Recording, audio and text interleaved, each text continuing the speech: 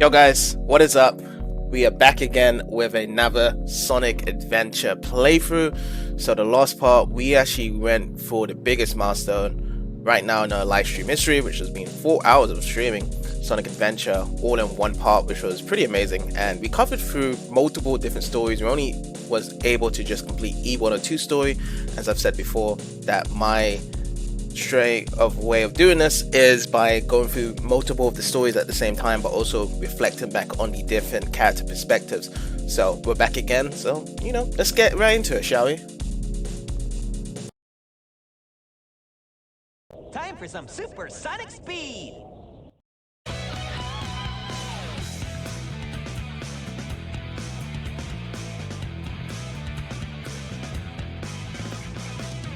Alright, and let's get this up, and I think we are actually good to go now.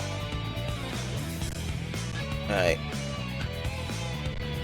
So, let's see who we are going to play as this time as well. Alright, so we did E102, we still haven't got Big unlocked, and I did say that we are going to start off with Tails here. So let's do that right now. So we're going to start off with Tails.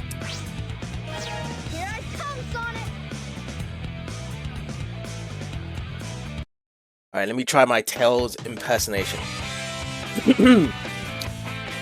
I'm Tails. I can't.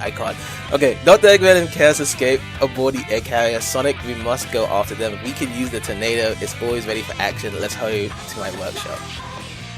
Oh man, I just wasn't prepared for this. I was not prepared to actually mimic Tails. Like, just has such a girly voice. And I don't think I can get around to doing it. My voice sucks in comparison. So I think it was the Bringus brothers that did Tails' voice. So I think it was either Corey Bringus or the other one. But yeah, personally I like this voice of the Bringus brothers the most. I didn't like the Sonic Adventure 2 one. But yeah, we're just gonna go to the workshop. And I believe this is the one whereby we do the whole Sky Chase act on the plane. With the first time in the tornado, and we've already seen this on Sonic's perspective, but now we actually get to see Tails get prepared with the plane. So we saw Sonic rating outside in the cutscene, but this time now we're going to be seeing Tails riding off of the plane here.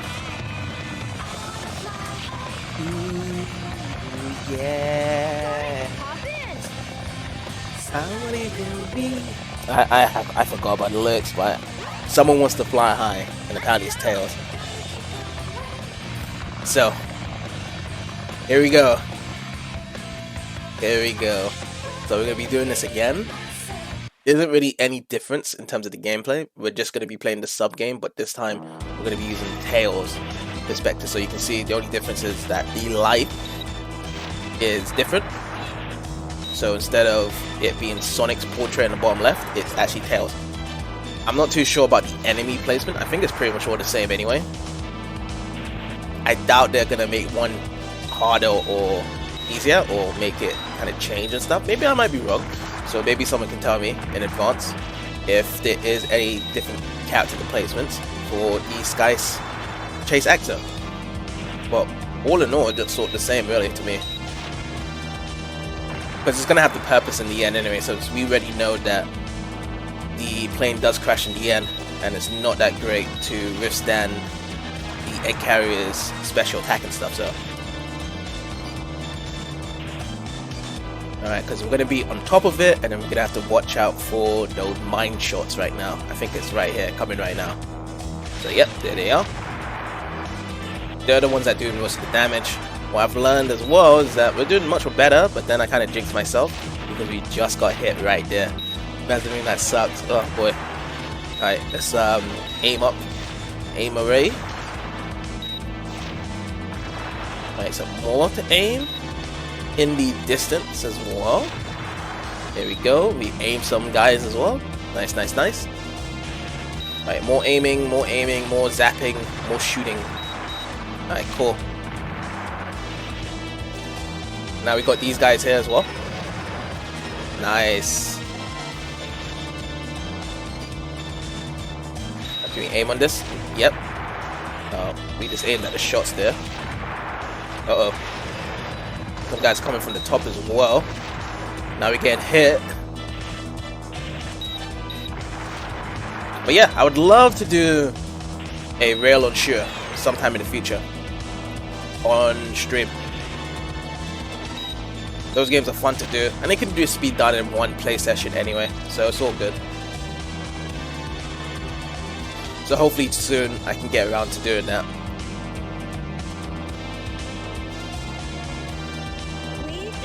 And we've done it. As what they say. As what they say, that they've done it.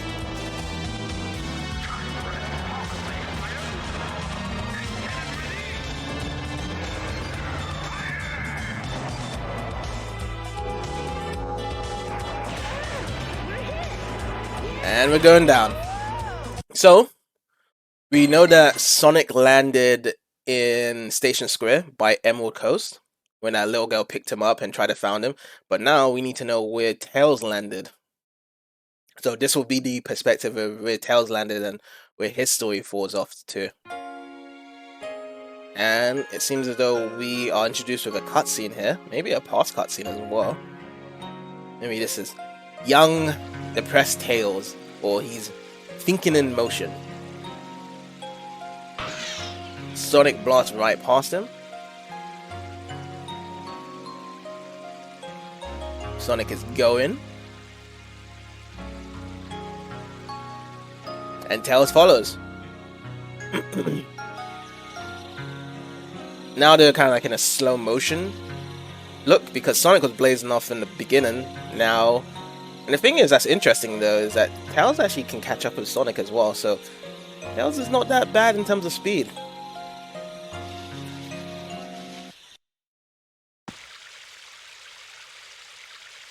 Seems as though it's nighttime in Mystic Ruins. But yeah, these guys follow from a long distance and are not dead yet. They really are cats with 9 lives. Wow, that dream brought back memories. I owe so much to Sonic. Sonic! Wow.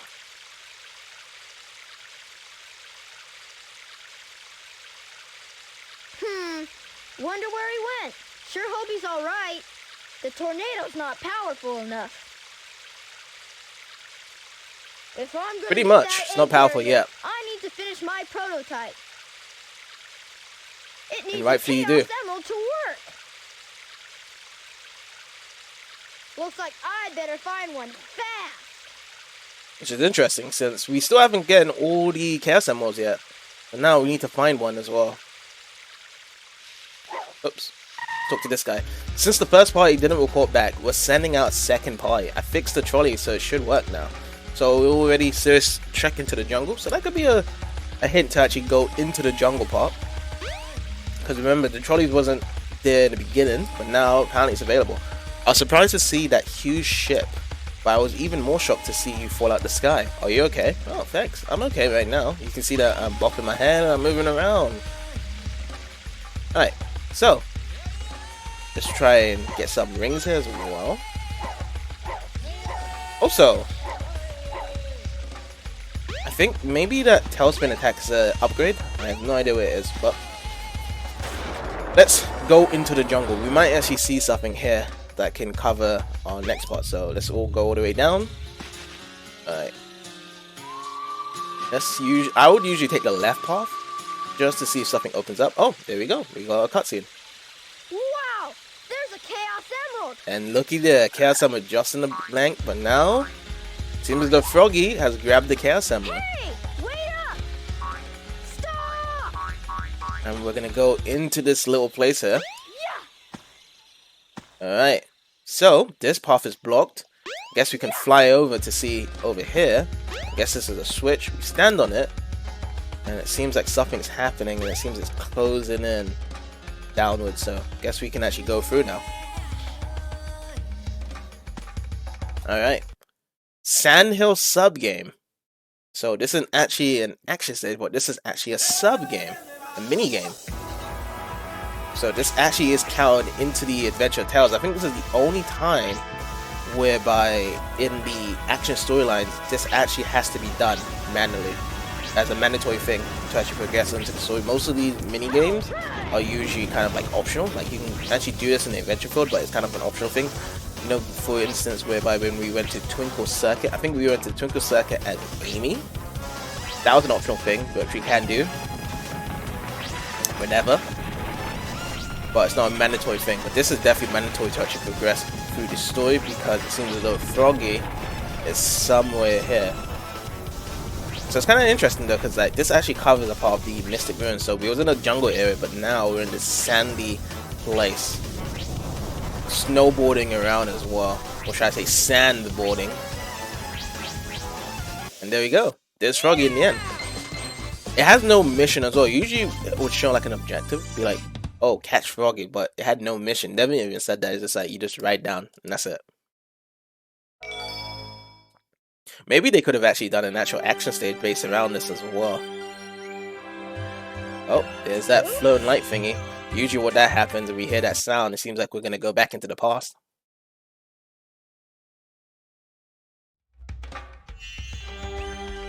And it seems to have.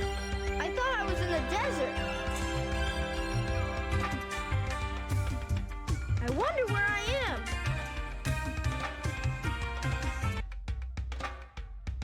am. Alright, so we are starting in a different location compared to the others, but we'll see where we are there. Knuckles was on the other side, but let's see. Guess we walk here and we talk to some of these echidnas. Which, interesting enough, they're bigger than Knuckles as well. Never gloat in victory. I've never been scared of anything my whole life. Is there anyone or anything capable of making me feel scared? I think therefore I am. We're too hyper. That guy's there. Okay, he repeats. Some of them we've seen him as well. Well. They usually do repeat their voice lines. I like fighting. Actually, I love fighting. Yeah, because a lot of this seems as though it's copies of Knuckles. Hit him when they least expect it. That's my motto. Oh, there's a guy up here.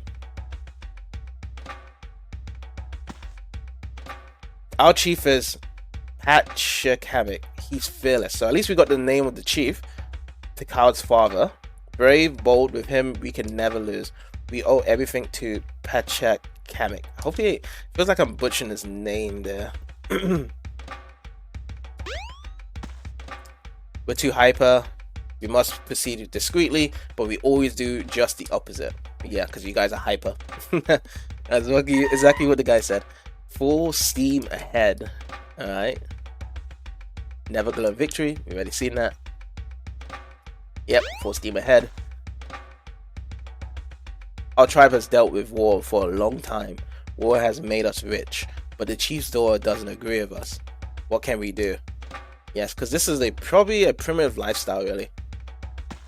Okay, and there's no one here as well. So, let's see. No triggers or cutscene. Just a lot of echidnas walking around. I mean, I understand whereby Dora's coming from, Tikaal's coming from. Whereby she saw the future of the extinction, which she could not do anything about, unfortunately, but...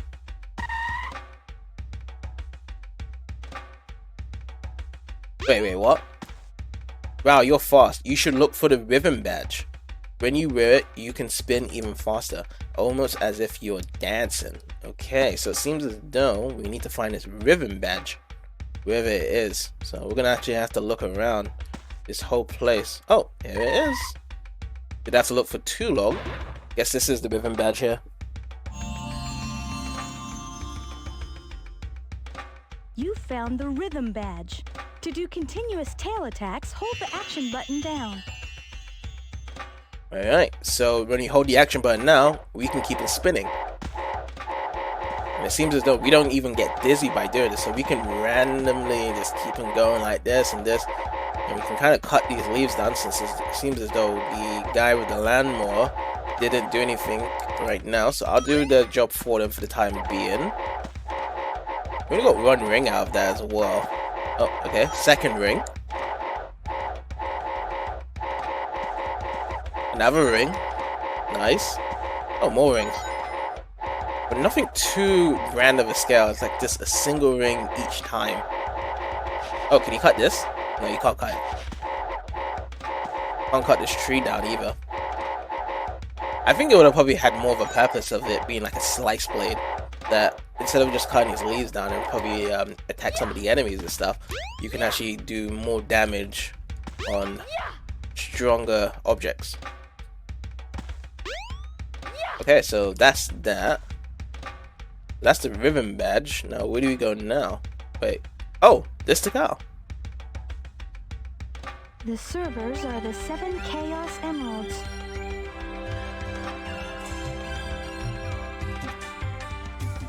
Hello there, friend. How are you? What were you saying before? Huh. It's something my grandmother taught me. Oh, I see. I'm never to forget it. It goes like this. The servers are the 7 Chaos. Chaos is power. Power enriched by the heart. The controller is the one that unifies the chaos. But I'm still not sure what it all means. Which you will soon find out. I suppose as the more we go into the story. Is the same as the number of emeralds there are. Emeralds? Forgive me, but I don't think we've ever met before. I'm Tikal, and you are?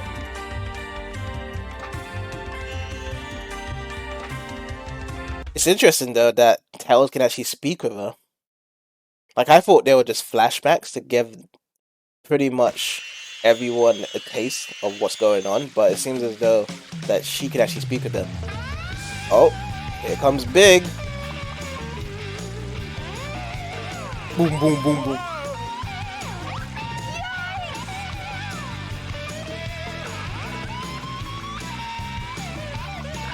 Froggy? Boom. Froggy, wait up!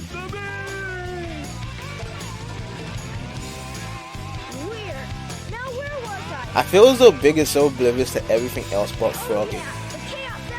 So the only person he's ever interacted with, I says, from the storyline was probably Sonic. Everyone else is irrelevant from him.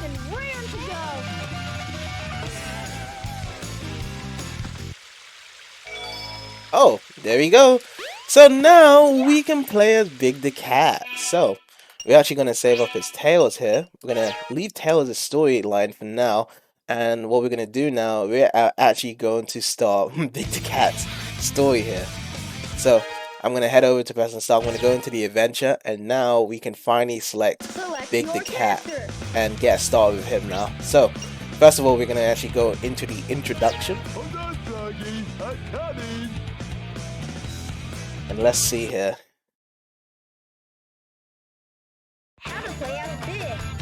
Alright, so we got Tails as the narrator now because we just played as him. But yes, this is the controls for Big. To jump, to cast, pretty much simple.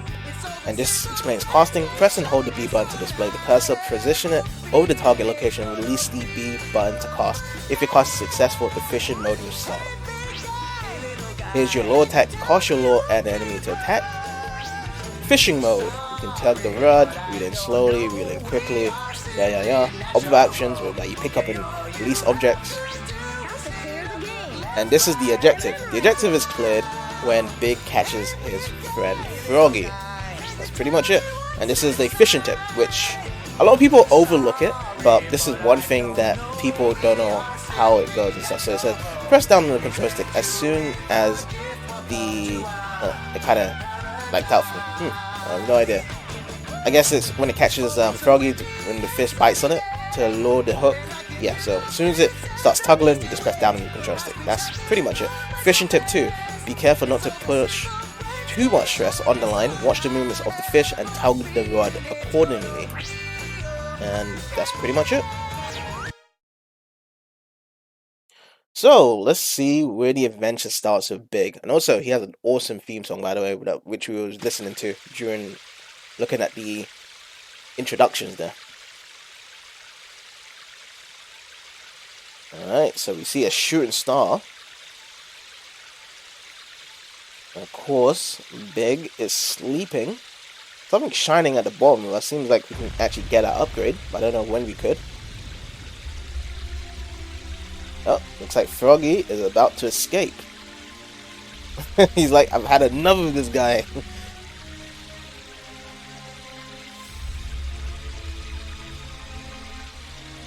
And now here's Chaos coming in.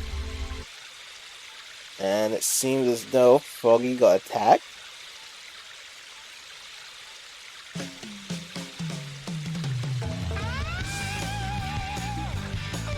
Wait. Did that sound start Big to wake up? What? Froggy, is that you? You're looking kinda weird, good buddy. Oh wow.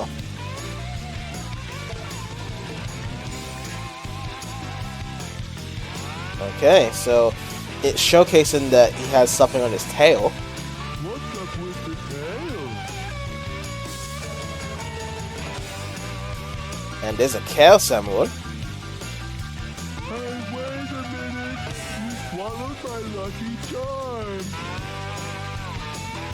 And now Froggy is escaping. What's wrong with you? He pretty much got sucked up by Chaos, and now he ate the Chaos Emerald, and now he's running away. Froggy! Wait up! So it seems as though that Big is caught on that. Froggy's acting very strange and unusual, but he doesn't know why. And now he's on a chasing spree to actually catch up to Froggy. See what's going on. Yoo-hoo, Froggy! How he's actually ended up in Station Square. Wherever you are. Oh man, where could that Pollywog pal be anyway? But yeah, it seems like they're inseparable friends, and it's kind of unusual that Froggy ran away from him like that. The train station isn't open yet. The staff doesn't take time very seriously, as you can see. Wow, what a huge cat. Meow. Oh, wow, is that the first thing you say? I mean, does Big look like a cat? I don't know, like when you look at him this way, looks like more of like a purple raccoon or something. I'm missing the... Oh, here we go. Back with Mr. Noel. Okay, let me give you some advice. When you're fishing, you gotta wriggle the lure. That will attract fish. When something bites, press down on the control stick and tug the rod according to the movement of the fish. Movement. Don't fight them. Eventually the fish will tire and he is yours.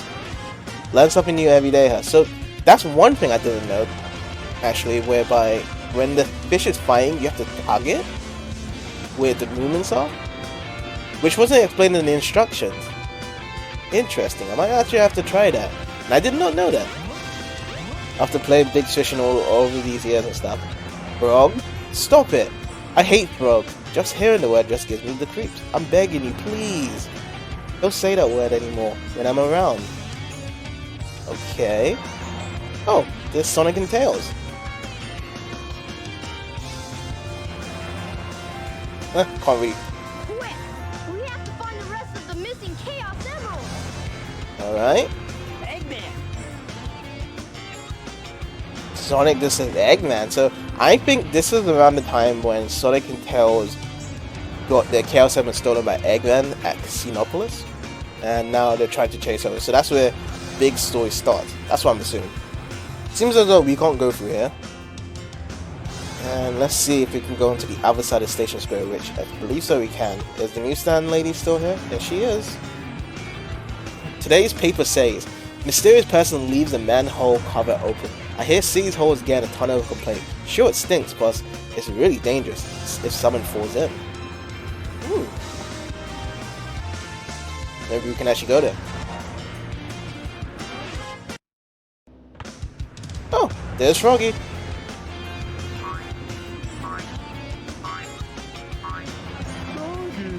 There you are. He has such a fascination of trying to find his friend and stuff. Big. Wait, don't run away. And it seems as though Froggy is gone underneath that car. What's wrong? What's wrong, Froggy? Alright, so let's see if I can do anything to this car. So, oh, I can lift up the car. Alrighty, so we went here Sonic beforehand, but it seems as though we can't jump higher than this. So Sonic jumps higher than Big, which is to be expected. Big isn't in the best condition. And we can go this way then, which isn't blocked by this big box anymore.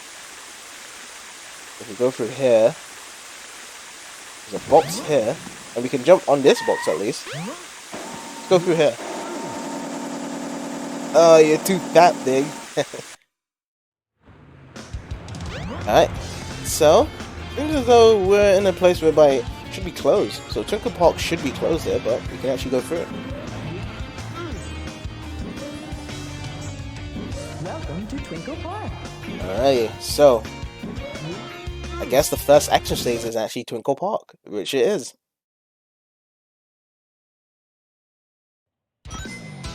Fish for and catch Froggy.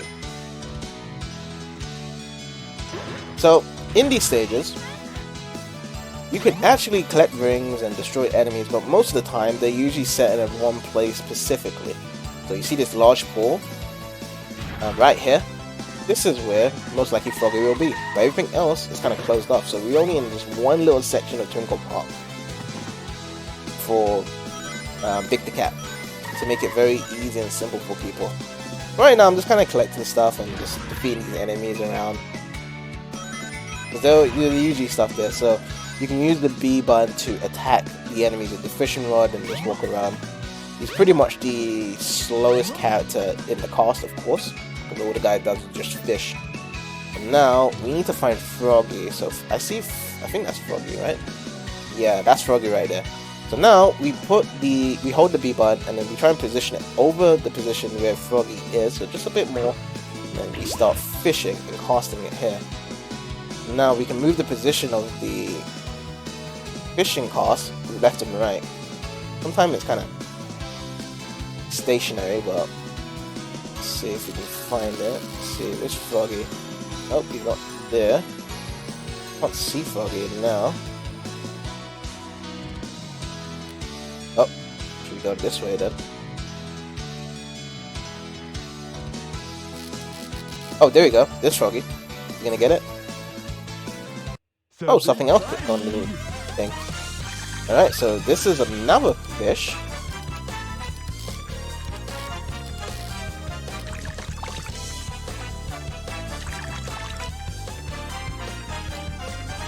Am I doing it properly? I don't know if I was doing it properly there. Oh, it went off. So it seems as though one down the surface doesn't allow me to catch it. So where's Froggy now? Froggy's there, so let's put it this way. But yeah, that's kind of weird, like, it just got off the hook. Okay, so let's try and catch Froggy here. Is it going? Is it going? Alright, we got Froggy now.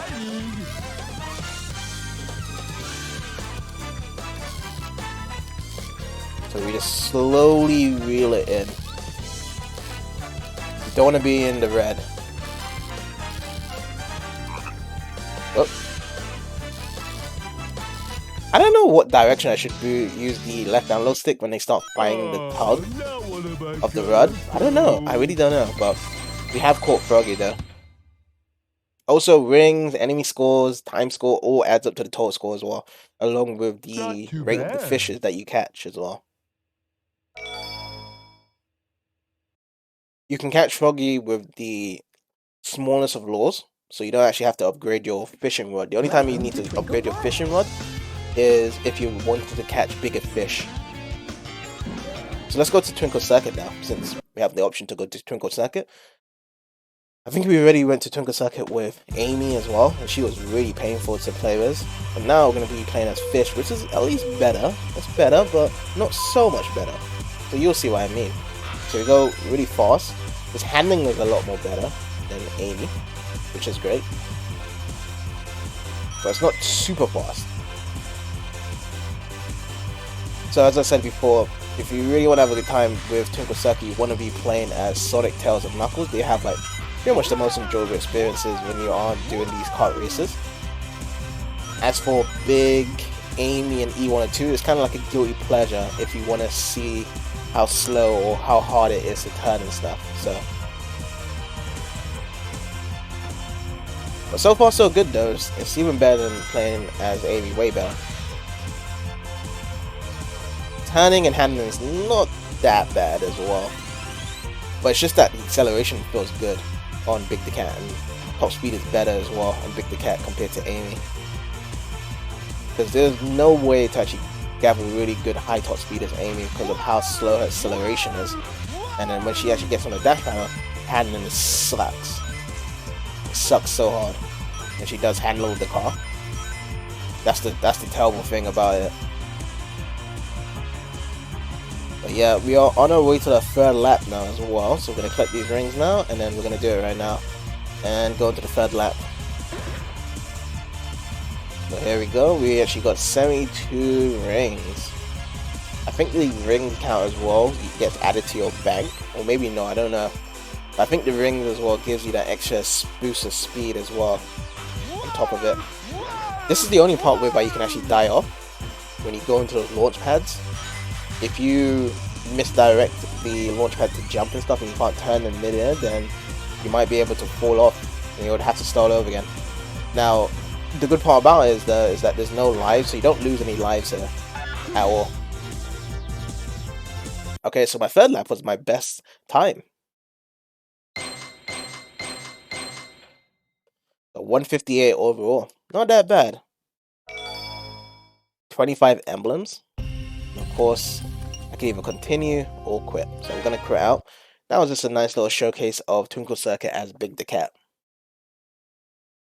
Alright, we're back in Station Square. Let's head out of here, if we can get out of it.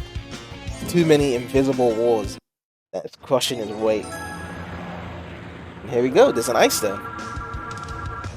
Oh, there's Cream. Cream again is there. Wait for me, Cream. Hey, Cream. I'm your biggest fan. And then she's gone way higher. Okay, so... oh, there it is. So that is the ice stone. But if we go down here, is there anything here? Oh, there is. Look at this. Lure power up. Use this to catch bigger fish. See? So there's a couple of hidden lure power-ups around the adventure fields that you have to collect. And they're really good for the higher levels. Okay, there we go. Now we can grab it. This is the ice stone. Before we do... oh, look at that. There's Amy in the adventure field. Wait. Why is it pushing me that way? Okay, there we go. I'm so bored. I guess I'll go shopping or something. Oh, cool. So it seems as though Amy was present at this point in her story. So big story actually happens before Amy's one. Hey dude, that lure bites. I saw a fab lure the other day. You should check it out, man. You won't be disappointed. I mean, it'll be nice if you tell me where it is so I can actually collect one of those lures, if you know what I mean. Oh, stop that taxi. Oh no! What did I do? Oh, there you go. Wait, what? No. Oh, I can grab it. This time goes on, nothing ever stays the same. Running the antique shop is keeping my corner of the path, I guess. Yeah, pretty much. Stuck in your job forevermore. Did it for you? It's just the statue in front of the burger shop. Don't even think of throwing it into the river. The river? What happens if you throw it in the river? A frog? I have no idea where he went after he left here. Okay. Oh, and there he is. The lady in the burger shop that has a crush on the burger man. My heart is beating so fast I can barely move. Come on, don't be a wimp. Take a step. Okay, and then this guy. Working here, I feel like someone's staring at me. What is that? Was you saying what is that to me? Because I'm just a big cat in this store? I have no idea. A frog. I have no idea where he went after he left it. I have no idea either. That's why I asked you.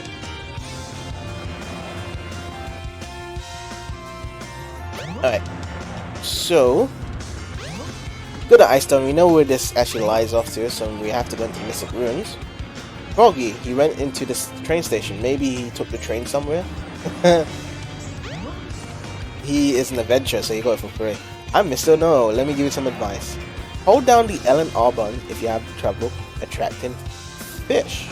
L and R? Really? Your lure will come right back to you. But you didn't know that. I didn't know that. It didn't tell me. Wait. So I have to hold L and R to attract the fish?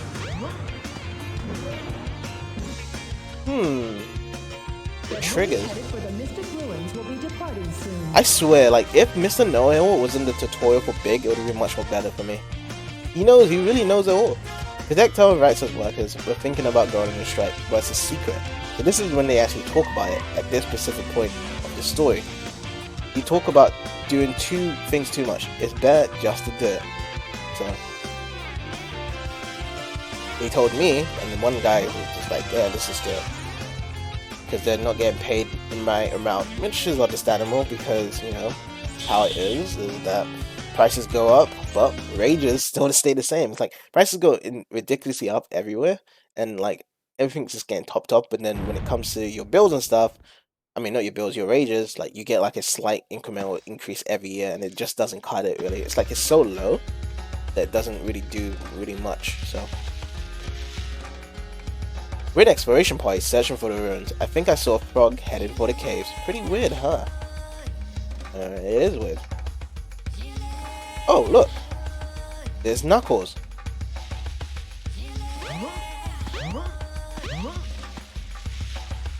Didn't I see a green-colored stone somewhere? Green-colored stone? Is that for Windy Valley? I heard something about an island falling out of the sky. I didn't believe it, but maybe it's true. The mountain near the station could be the... Go on. It's like, the moment he just looked up and he's like, a big fat cat! And he was like, I think I'm no longer going to talk about this anymore. Alright, so let's go and put this stone where it needs to be put. But it's nice to see that you can still talk to people while holding the stone. The rocks crumbled and revealed the entrance to a cave. Then we saw a frog headed inside. Come on, let's follow that frog. Now, this is kind of weird because, you know, the whole collapsing of these rocks and stuff, they're always kind of weird. Like, sometimes it starts at the beginning, sometimes it doesn't. Like, certain characters have the entrances of the rocks crumbling at this point here. So, this is very inconsistent in terms of the story. So, we don't know exactly what specific time these rocks do crumble. It's just like, oh yeah, you get out the train and then it starts crumbling because you have to go there. Oh look, power up.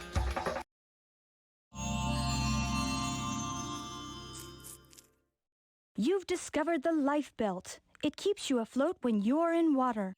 To swim underwater, press the jump button when afloat. Oh, cool. So we can test it out here. So the jump button is here, so we can actually swim, I guess.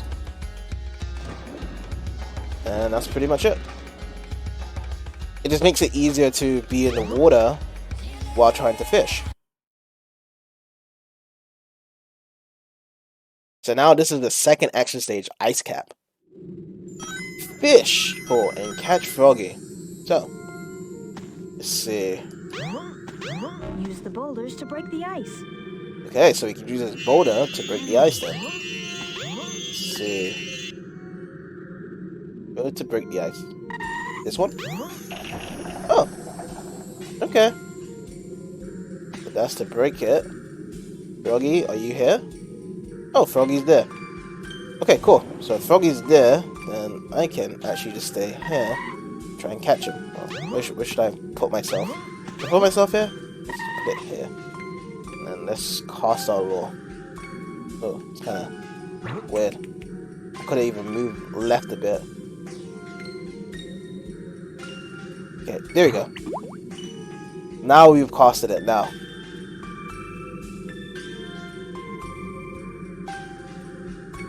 Wait, I was using L and R there. Oh, there we go. You have to hold it. I have no idea.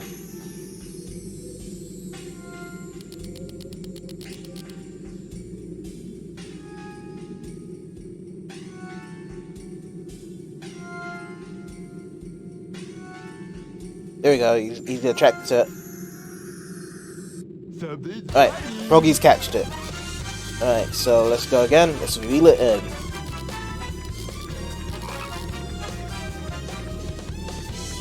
I think it does move as well. So we're using the left control stick. Oh, he's going away.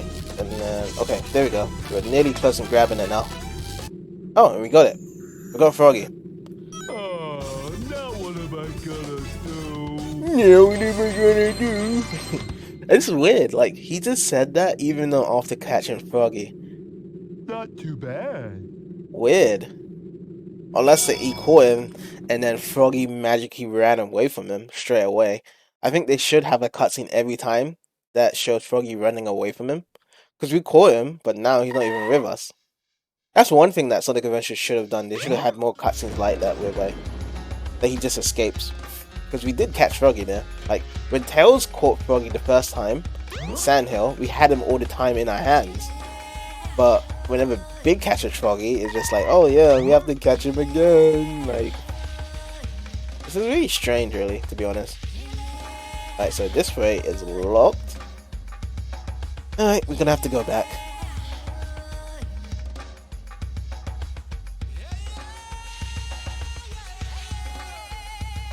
Do. Look at my big legs, and I'm trying my hardest to get out this cave. Alright, we drop down. Oh, cutscene. Alright, so this is the part where we left off with Tails. My Tails has Froggy there. Oh no, he's got my little buddy.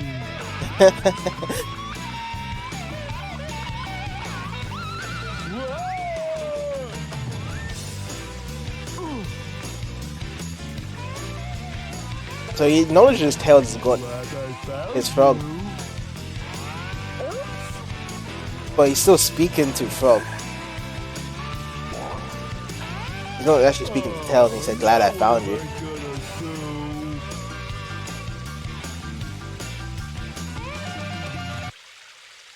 Wow.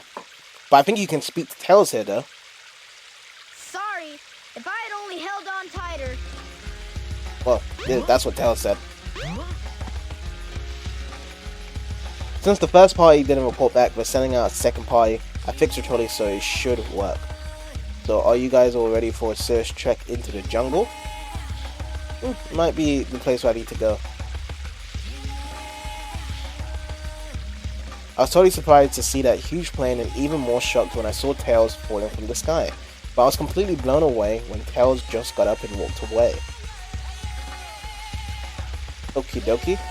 Oh, actually, we could actually show something interesting about Big. So, Adventure Field, Big use his fishing rod.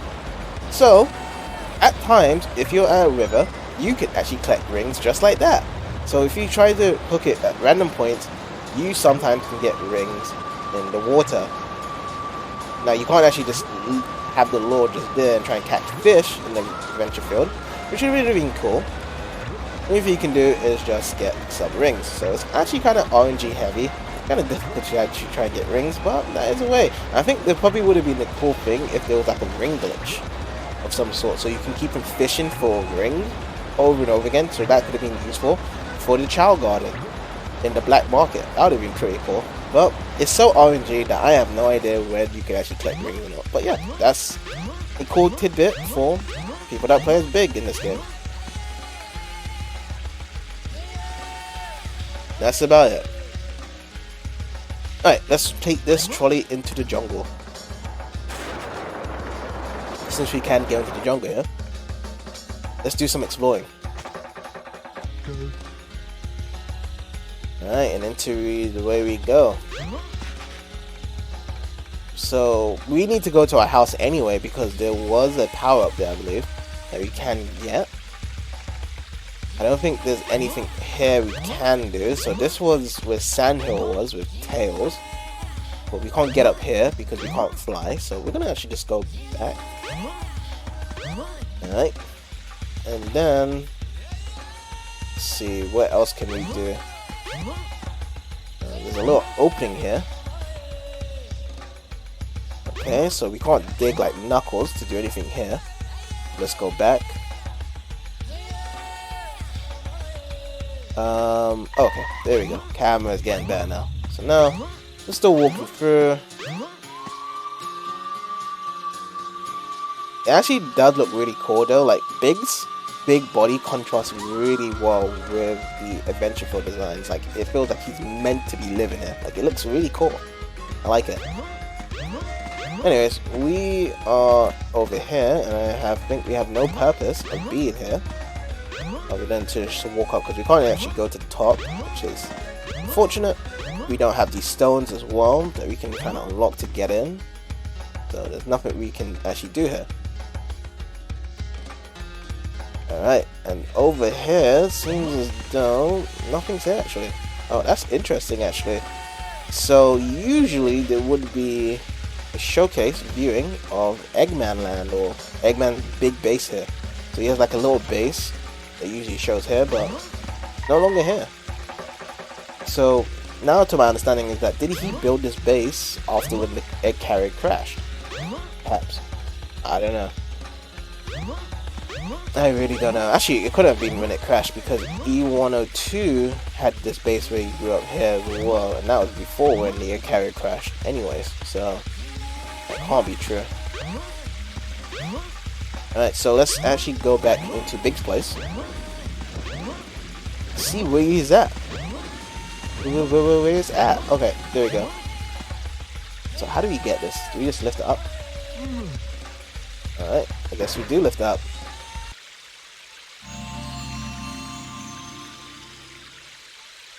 It's the power rod. You now have longer casting distance. That's cool. So we can cast much more longer. Alright, so I guess that is all there is to it in the jungle really, for now. But let's get out of here. Guess we'll take this left pathway and it should cycle us all the way back into the beginning. Oh, and there's an adventurer here. Well, hey, I found a mega huge footprint. I bet there's a mysterious big creature lurking out there. Is it? Is it you? So, might be me actually. That's what I was thinking of. Because I think this is the same guy we actually spoke to in one of the actual adventure playthroughs that we just done beforehand. We found the same guy and talked about a mysterious blue footprint, a big one, and it pretty much matches probably to us because we have big foots as well. So, yeah. Okay. Alright, let's get out of here. But yeah, Mr. Gruen, such a peaceful, relaxing music. I can honestly listen to this for hours on end. I think Mr. Gruen's is the best one out of the three in terms of Adventureville's music. Drason Square's got that nice nostalgic charm. Egg Carrier has that menacing Eggman feel to it, but Mr. Gruen feels right at home. I remember there was something on the internet back then in the 90s, Sonic Adventure, and there was supposed to be a cheat in Tails' workhouse whereby you can actually have a boss fight against Metal Sonic. So I was really excited to do something like that, and I tried all my hardest to get this cheat, which was on the websites, but apparently it was a lie. There was no cheat to get Metal Sonic in the end. I think they're organizing another search party. I hope they can pick me so I can finally hit the jungle. Alright, so nothing here in Mr. Gruen's except for the power rod that we got. So we got a nice little power up. for the upgrade of our fish lore. And we are gonna go back to Emerald Coast, so there might be something here for the Emerald Coast that we might need to see. We're the exploration party searching for the ruins. When the strike ended, I saw a frog heading up to the station. Maybe he needed to catch a train. Haha, that's silly. Well, it is silly, but it's not too silly enough because we are playing Sonic Adventure, so.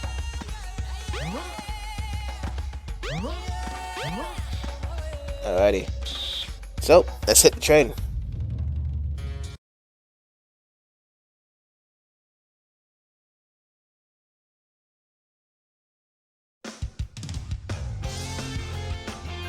Alright, let's talk to this officer here. The labor talks went well and the strike's over. We're sorry for any problems this may have caused. Okay, that was a really quick strike then. Whereas my adventure in the Mystic Ruins was not that quick, really. Oh, there's Sonic. That robot! I'd better go after Amy! Yeah, so Big's story is really quick. To be honest, these events, like I saw Amy in the beginning before that mission, now I see Sonic. The strike's over. That's great. Sigh. Yeah, it seems as though like we just had like a half a day trip or whatever, and you see Sonic chasing after Amy.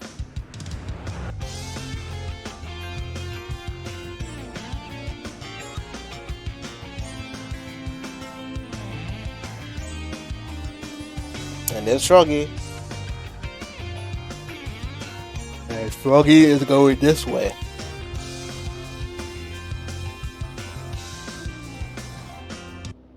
So Big sees him. Oh, Mr. Know-It-All is here. I'm Mr. Know-It-All. Let me give you some advice. The waters here are protected, part of a preserve, you know. It means you can't fish here. Bet you didn't know that, did you? Wait, what water? You mean this water here?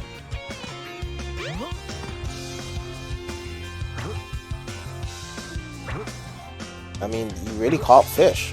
Don't let me. Yeah, you can't really fish it. Oh well.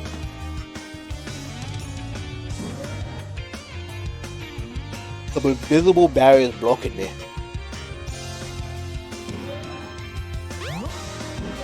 Alright.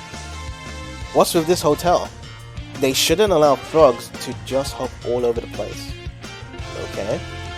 A frog. I saw him hopping off toward the beach. Alright. So we know where Froggy is now. Definitely in Emerald Coast. Welcome to Emerald Coast. Alright, here we go. So this is the third action stage for Big the Cat. Alright, fish and catch for Froggy. Oh, that guy got me good. I wonder if you can just hit it at him. Can we do that? Just chuck this bait at him. That'd have been cool if you can, but it seems you can't. Alright. So, they have designed a certain stage specifically for fishing for Froggy, so it's not that bad. There's a secret passage somewhere. Go and find it. Oh, cool. The frog you are looking for is up ahead. Oh, I'll let you know that Froggy is there. It's up ahead. Oops. Quite difficult trying to catch this guy. There we go. Let's see. Oh, can we actually get up there? So we can get this life up here. But it doesn't feel like we can actually jump to the next part. There's no spring here. Would have been cool if there was a spring. But up ahead, so let's try and look around for Froggy. Oh, I see him already. He's off over there.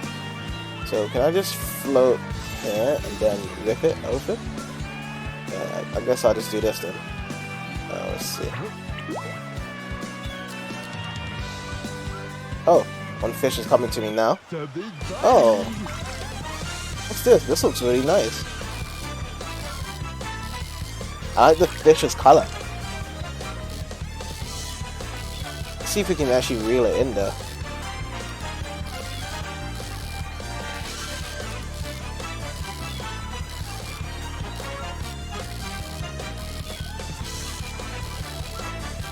trying its hardest to tug away, but it's not that bad to actually lure it in.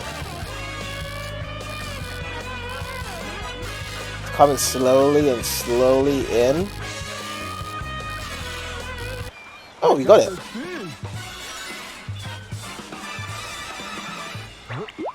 Let's try again now. We saw Froggy just here. Now we just need to kind of drive it in. Oops. We're right on top of it as well. Won't allow me to. There we go. Let's try it now. Is it gonna catch it? Yep. There we go. So now we got Froggy now.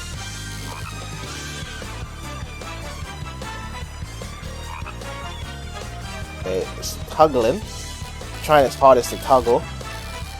But we got it now. I think we got it. Yeah, we got it.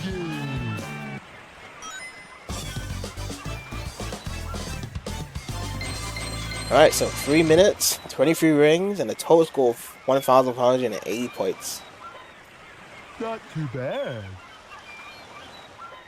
So does this mean we actually have Catch Froggy now, or let's see what happens now.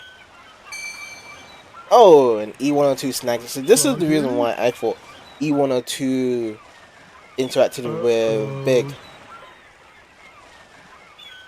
No, hold on there. Come back, please. So of course E102 is going to be much more faster than Big. I think honestly they should have had like a character boss battle here. Big versus E102. That would have been great. Because they've had other character interactions before. I know that E102 snatched it off him, but there should have probably been a boss battle. It'd be like, hand me the frog. And he's like, no, he's my friend. And then they have a fight. And then during the fight, of course, Big gets overwhelmed by it, and then he snags it, and then Big has to chase him back. So no one doesn't get hurt.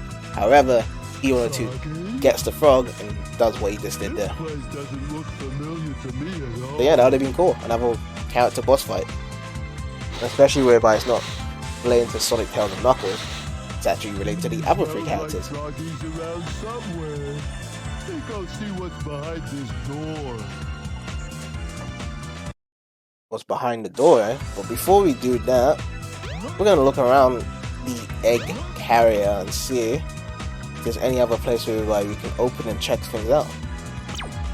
Entry restricted. So we don't go through here. Alright, let's go into the other door on the other side. Let's see. Entry restricted as well. So you can't go through these doors. We know that that's the Chow Garden there. Alright, so let's see. Cleaning robots. Your friend is in the hot shelter. Hurry up and rescue him. So he's in the hot shelter. Hot shelter entrance is now open.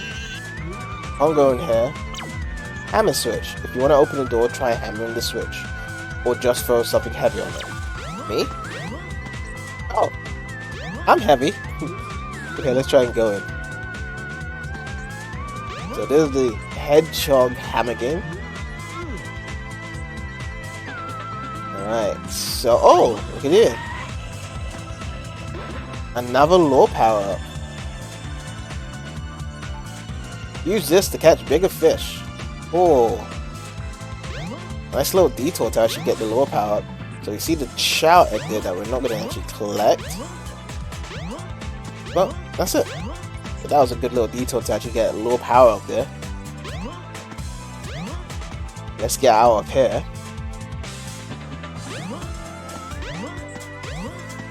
Open this switch up. Alright, so this is the 4th action stage, Hot Shelter.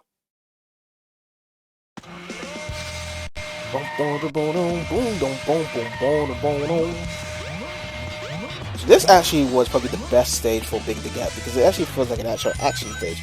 Whereby you're walking around and collecting rings, and then you finally meet your destination of where to catch Froggy. So I actually like the build up here.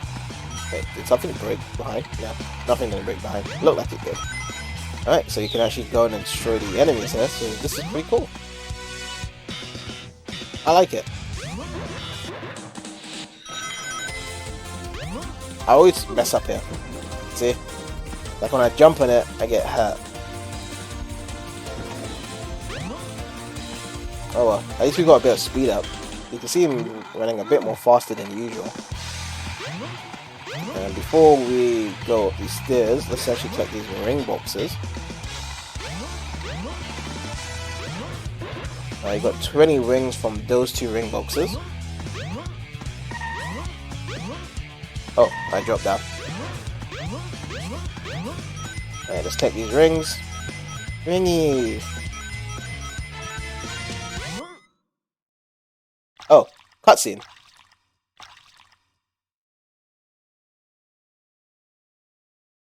Ah, there's Froggy. Yes, there is. He needs my help. Alright. And this is what happens when the wall is released. Jump on this, and then jump on this. Collect the 40 rings and the life up for Big the Cat. Alright, so I think he's around here.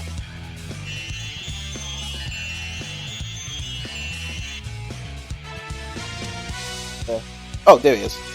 Yep, so he's right here. Alright.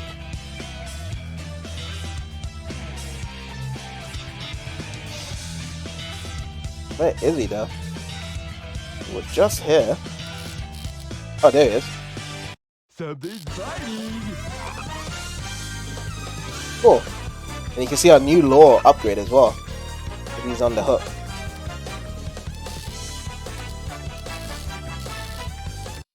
And we got him. He's always at 500 grams as well. You would imagine that he might have gone even higher or lower because maybe he's been eating other stuff to change his grams, but they didn't do that. They kept it at the Not same too 500 grams. bad. And we have caught him. Yes.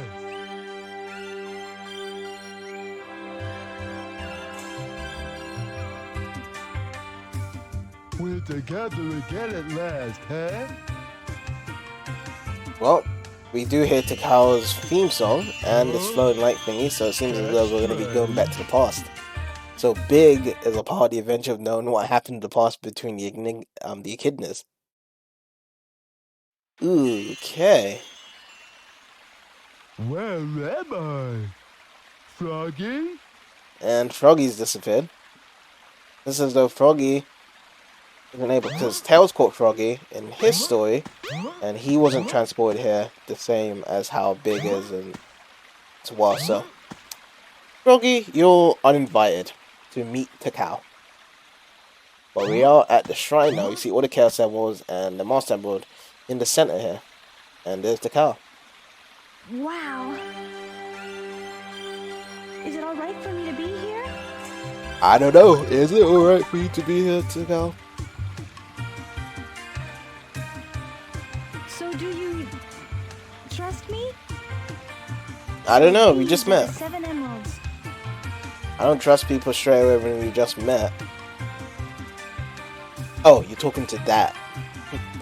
Don't mind me then. I'll just follow you. Yeah, Big's just following him. Just from behind.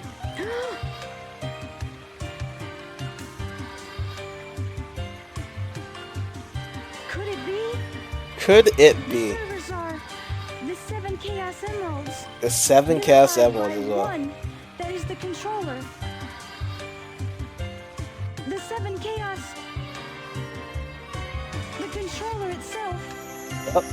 Just get an answer. Could this be the emerald that controls the 7 Chaos? Yes, it is. It's the Master Emerald. It plays a big part.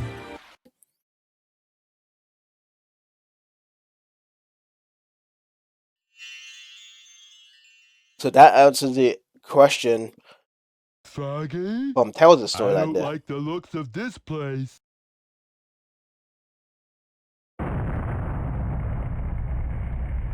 If something happens now, There's no point to my rescuing you. I don't Yep. know who would bother to save us both. We better get going, buddy. Emergency alert has been cancelled.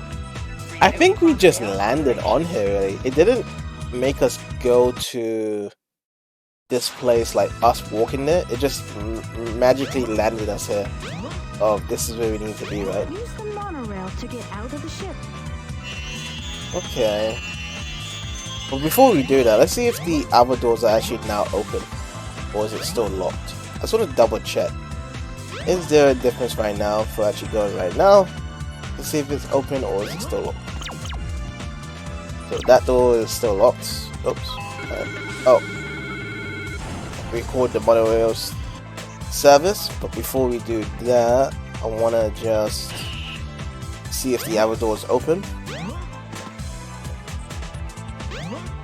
Let's see.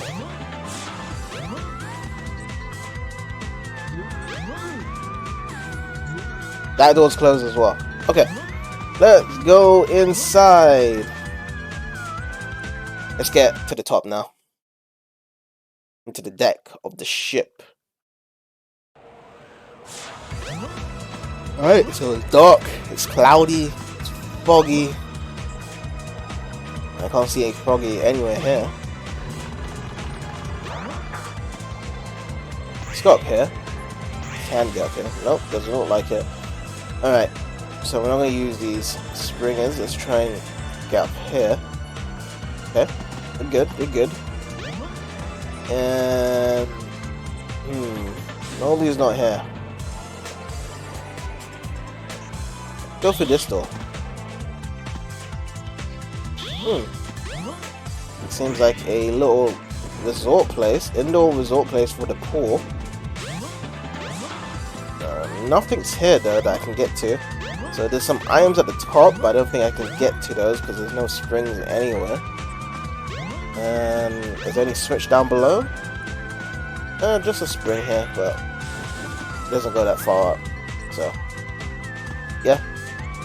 Alright, so let's get out of this room. Nothing special in here. And let's try another room, which is the opposite side of the way it is. So there's a room here. But it's locked, so we can't go here. Alright, let's go across this bridge then. Oh wait, what's that? Looks like chaos. Yes, it's just standing, hovering there. It's chaos. That's how I walk to it.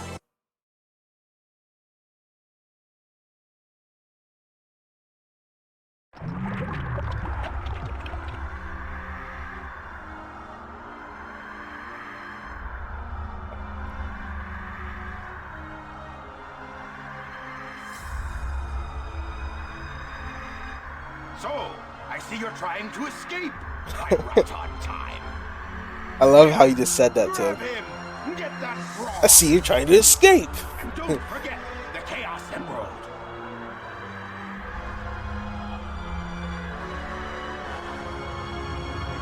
And it seems as though Chaos can communicate with the Chaos Emerald and to actually release the Chaos Emerald out of the frog rather than killing it. Because I thought that what Chaos would have done is just snatched it off him and probably just ripped his body in two just to get the Chaos Emerald. But it seems as though the frog was able to just use it, and now Chaos now has 6 Chaos Emeralds. All right, and now for the frog. So at that point he was at 4 Chaos Emeralds, but now we got 6 inside of him. Once you get your tail, you'll be complete and ultra strong. So apparently Froggy has a bit of Chaos's tail. And Froggy is going inside Chaos as well. And now, yeah, so Chaos has got his tail back. Apparently he's supposed to be completely strong with the tail.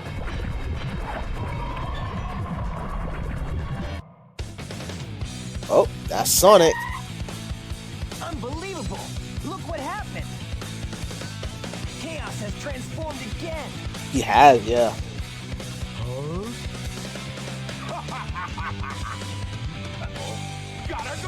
Gotta go. Froggy? Froggy? I'll save you. Don't worry, Pally. So, he's your friend, eh? He is. No sweat. I'll get him back. Watch me. Just watch me. Watch and learn. Careful, Froggy. Don't worry. We'll get you back. We'll get you back, pal. Don't you worry. Alright, so this is Chaos 6. And we need Aim for to... the frog and cast your lure. Okay, so we need to aim for the frog. Oh, ow. That hurt. Whoops. Right here. Oh! We got him! First time. And that's pretty much it. The easiest boss fight in the game. Hooray! Froggy! I won't let them take you away again. So because the details changed, Get out of here. I'll do the rest. Oh, okay. he actually responds to Sonic though, which is kind of cool. Get a move on. Because you just think like he has a deficit order of hearing, but he actually does respond to people, which is nice. But yeah, it seems as though that Froggy changed his personality as soon as his tail got removed, which was actually Chaos's tail. So that's probably the change of the personality that Froggy was always running away from Big. But it seems as though we've got Tails' tornado to actually escape from here, luckily enough. Which is convenient for Big, because if there was, he probably would have died on the ship. There's no way he would have actually been able to escape here. But luckily, he knows how to fly a ship. You can see him right here. Damn, he's really good at it.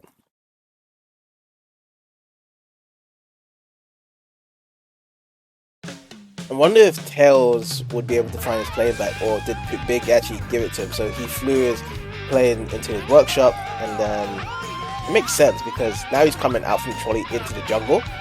And you can see him here rather than in his actual house. So he probably put it back there, and here we are. We're gonna jump down.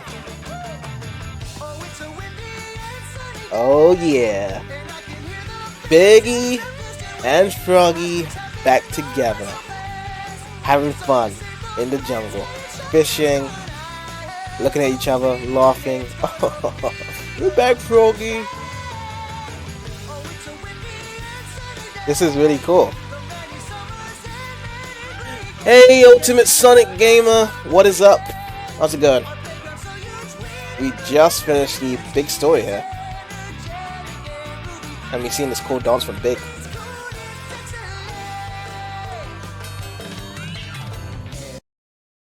I think he does that in his victory stance whenever he catches the fish. It's going good? Glad to hear, because it is Saturday and it's the weekend, so got some cool stuff going on.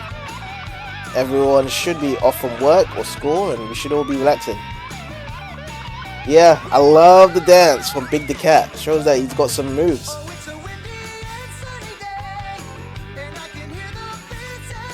Yeah, Big isn't just like a big rock hard stone whereby he doesn't move it at all. He can actually move around, he can run, he can jump, he can fish. And his best power is Froggy, which makes him kind of like an isolated character. He is a god. He's a god from another planet, dude. It's sad to see that this was the only time I actually liked Big the Cat, because every time they kind of represented Big the Cat in the other games, they was just like, oh yeah, I'm friends with Amy and Cheese. Even though I have no context to being friends. Like, in this one, like, you can tell that Big isn't used to actually interacting with people and throughout the story, so it doesn't really make any sense why he would be pairing up with Amy and Cheese anyway in Sonic Heroes. And even so, like, you know, talking with Sonic and Sonic Frontiers, that didn't even make sense either, whereby he has a fishing spot and he's actually helping Sonic, like, oh, Mr. Sonic, welcome! Like, there's a lot of stuff after this game just doesn't really compel me to be like, okay, this is it. Because at the end of this story, it kind of just shows that all this guy wants to do is just be with Froggy all the time and fish with him. I don't really see any other thing. In every game, his main reason for being there is, yeah, his frog is gone, yeah. Wait, was that? Oh yeah, I think that was it for Heroes as well, isn't it? Was it? I think Heroes was just the fact that... Wait, I don't know. I think you're right about that. That his frog was gone in Heroes as well. Because I know that he was hanging on the beach with Amy and Cream. But other than that, I thought in Heroes, Amy's storyline was to find Sonic. That's it. And then Cream and Big was following them. That's what I thought it was in terms of that story. And then in Sonic Frontiers, I have no idea what the story is again with that. All I just know is that he was all in other places. Oh, he says in one scene he can smell Froggy. I see. So it wasn't explained in the open cutscene, but in the actual story he was trying to catch Froggy. But even so, wait, in the ending in Heroes, was he able to get Froggy in the end? I think so. So everyone got what they wanted, really. But then after that in Heroes, the next time we saw him was in Frontiers. But I don't think he ever appeared in any of the Sonic games again.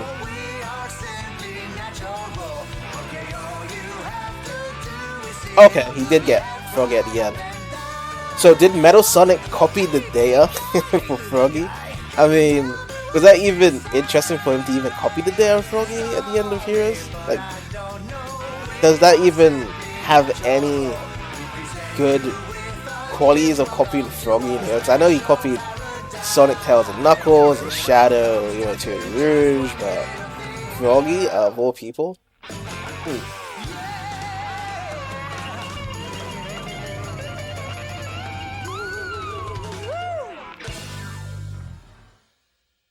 Oh, again, so they're following the story of this game as well, so he had a Chaos Demon within him, so they had to take it out of him again. Seems as though Froggy swallows a lot of stuff.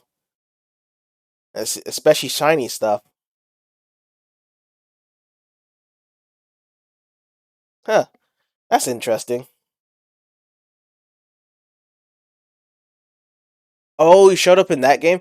That is one of the games I haven't actually played as much. So, I played it once with a friend through Parsec, but the Sonic racing games I played a lot was Sonic All-Stars, the first one, and then Transformed.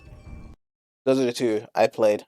And also I like playing a lot of Sonic R in the beginning as well.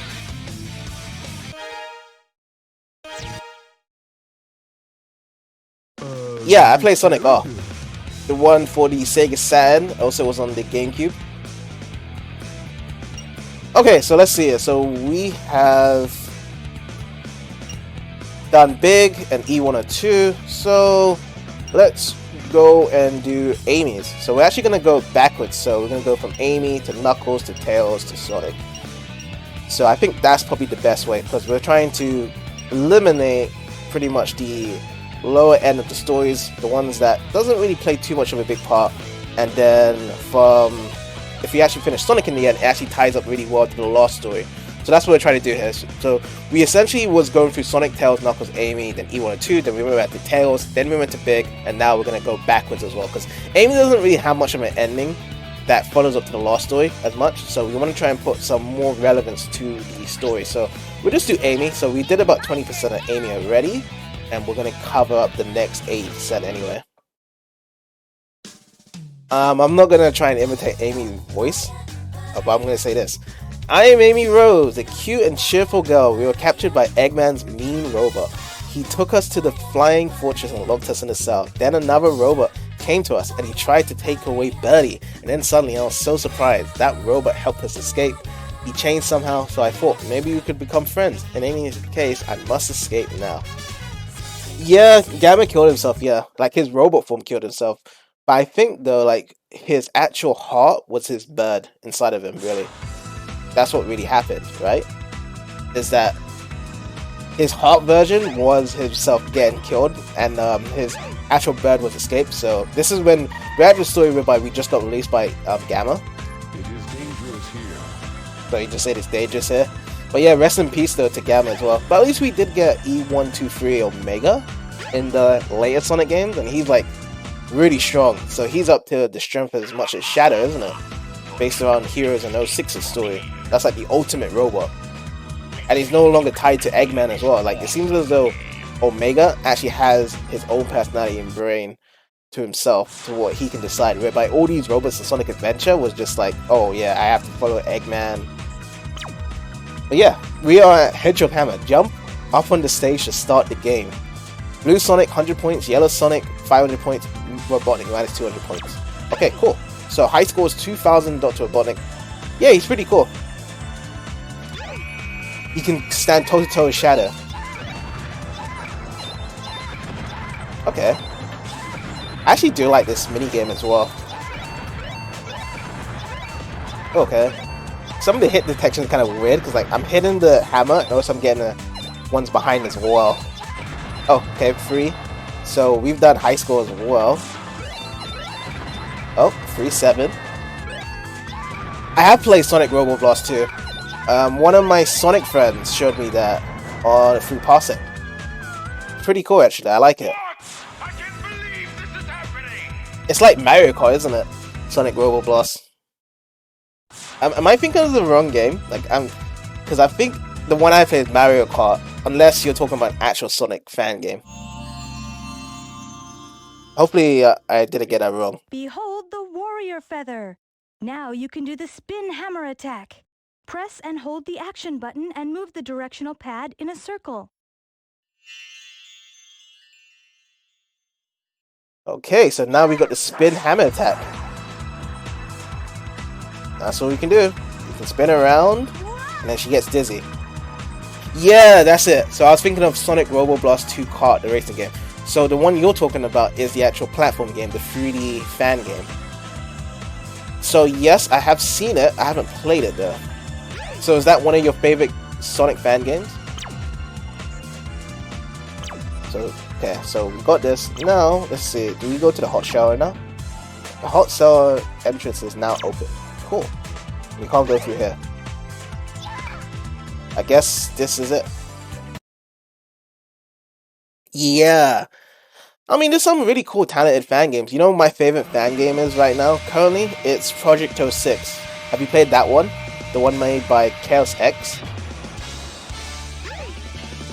Oh, you're working on a custom character for that build? Okay, cool. But yeah, I love Project 06. That is the game that, what, Sonic 06 should have been. Yeah, I love it. I can't wait for the silver stuff that's coming out for the game. Whenever Chaos X comes around for it. That's the game I'm looking forward to as well when it comes around.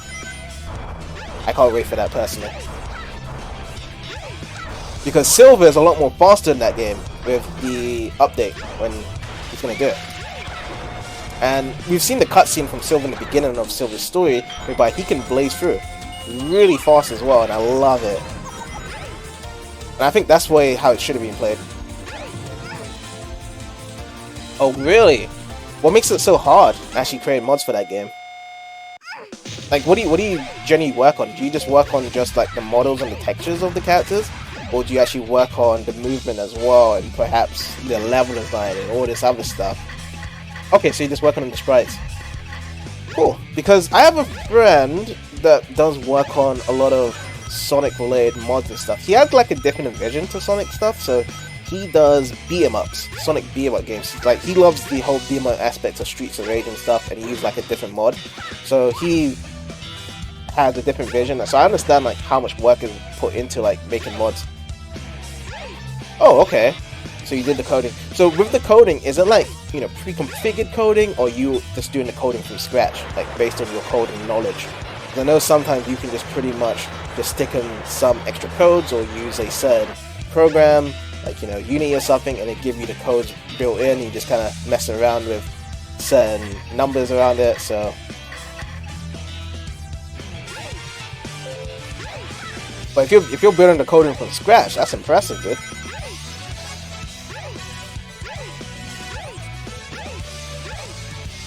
Alright, we go through here. Oh, and Zero's back. Gotta run away. Oh yeah, I think we have to push this now. Get this to the corner here. Yeah. That's what I was expecting. But, you know, it's still impressive enough because that does take a lot of time as well to make the custom moves and stuff, yeah. As if the basic stuff is set there. Because, like, whenever I hear when people do code or game and stuff, like, I didn't realize how more simpler it is. Because when I tried to do programming when I was in uni, it was like doing it from scratch and stuff. And I wasn't actually in the gaming course really. It was like, you know, learning coding from scratch, like using Java and C++, all this other stuff, and it kind of was overwhelming. I mean, I did get the degree, but at the same time, I didn't realize how simple it is to just game code, whereby game code is kind of simple, whereby you actually get basic codes already out from scratch, and then you just modify the code the way how you see fit, because it's kind of understandable how you read and stuff by the syntaxes around it.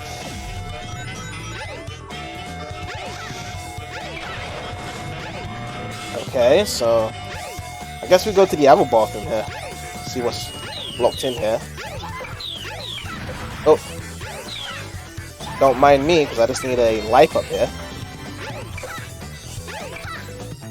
But it's right, so yeah, you have to work on a lot.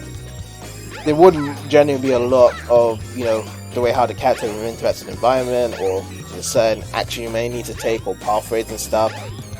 So yeah. I mean, are you going to showcase your little fan game at the next Sage event? I think they do Sage every year, like a Sonic fan game place, whereby you can show off your fan games every year. Oh, I thought I was gonna die there. I had no idea it was gonna drop.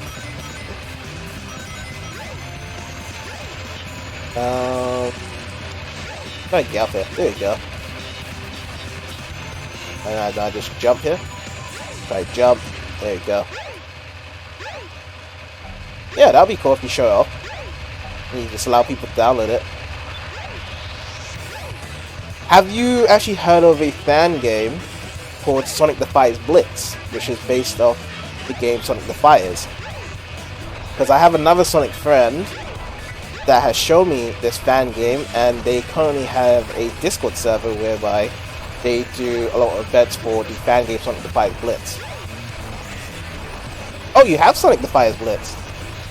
Oh, that's awesome. Yeah, apparently the developer for Sonic the Fires Blitz stopped the production for it because he was no longer interested in the project, but my friend has carried on with the project now. I don't know what they're going to do entirely with it. They're not really programmers and stuff, but they're trying to work on some stuff to actually build up, get more characters and trying to get the interest up again, because they used to be a part of the Sonic the Fires community, but they're no longer in it, and now they're just working on just being a part of the Sonic Fires Blitz community, and they're trying to grow that community. Which, by the way, Sonic the Fires, they have their own community, and they have like a core community as well, with their Sonic fans and stuff, what they do. Okay, cool. That's good enough as well to show off on YouTube as well. But yeah, I mean, whenever it's done, you can let me know about it. I'll be interested in seeing it out, checking it out.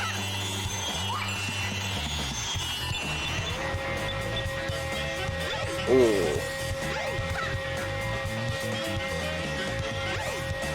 But bear in mind though, I don't really play much modern games, so I can't give you a good review or analysis around it. All I can just do is play the game, see if I like it or not. Preferably, I just like to play just commercial games in general. I'm not one of those guys like, oh, what if this game could be better? It's just that if it happens and I do stumble upon mods like how I did in Project 6, then that's great. But I know a lot of people love to have an idea whereby games could be much more better than it is, and they kind of go through that route to try and find fan games that they enjoy. Yeah, I will. So I can get familiar with playing Sonic Robo Blast 2, and then when your mod does come out, at least I'll get so familiarized with actually playing it, and then see how that goes, really, on top of it. So that would be the best route, as you said there. Oh, cool! So you can actually unlock more characters. I personally thought that Sonic Robo Blast was just like you just play as Sonic and you just run around and maybe you play as Tails and Knuckles. But if you can unlock more characters like that, that's great. So I'm assuming they're as fast as Sonic, but by playing as Amy, Metal, and Fang, like you have just probably one move that's different away from playing Sonic. Yeah, so like, yeah, Fang has a gun, yeah. And then probably Amy has the Hedgehog Hammer, like shown in this game. Oh, uh-oh. Am I dead here? Yes, I am. I can't move in midair, like you just bounced me off. Alright, here we go again. Oh, I finally got you, Chameleon. Like, that enemy in this game is the hardest to actually smack. Oh, that's awesome.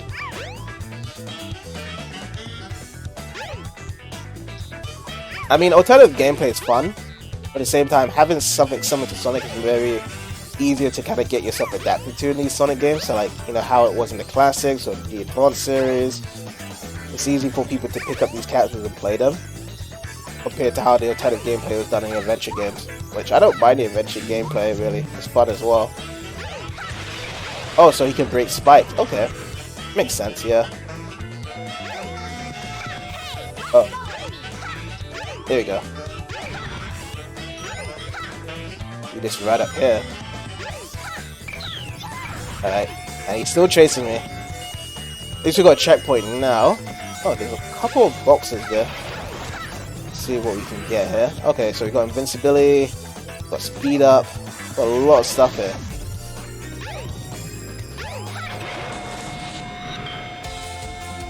Oh, really? It's also based on the Mario games, eh? So the developers really like Mario's on top of it. I mean, it makes it ideally possible because, you know, both Sonic and Mario have been linked closely to each other so many times over the years. So it does make sense around it that they would make a game and have something with Mario in it as well.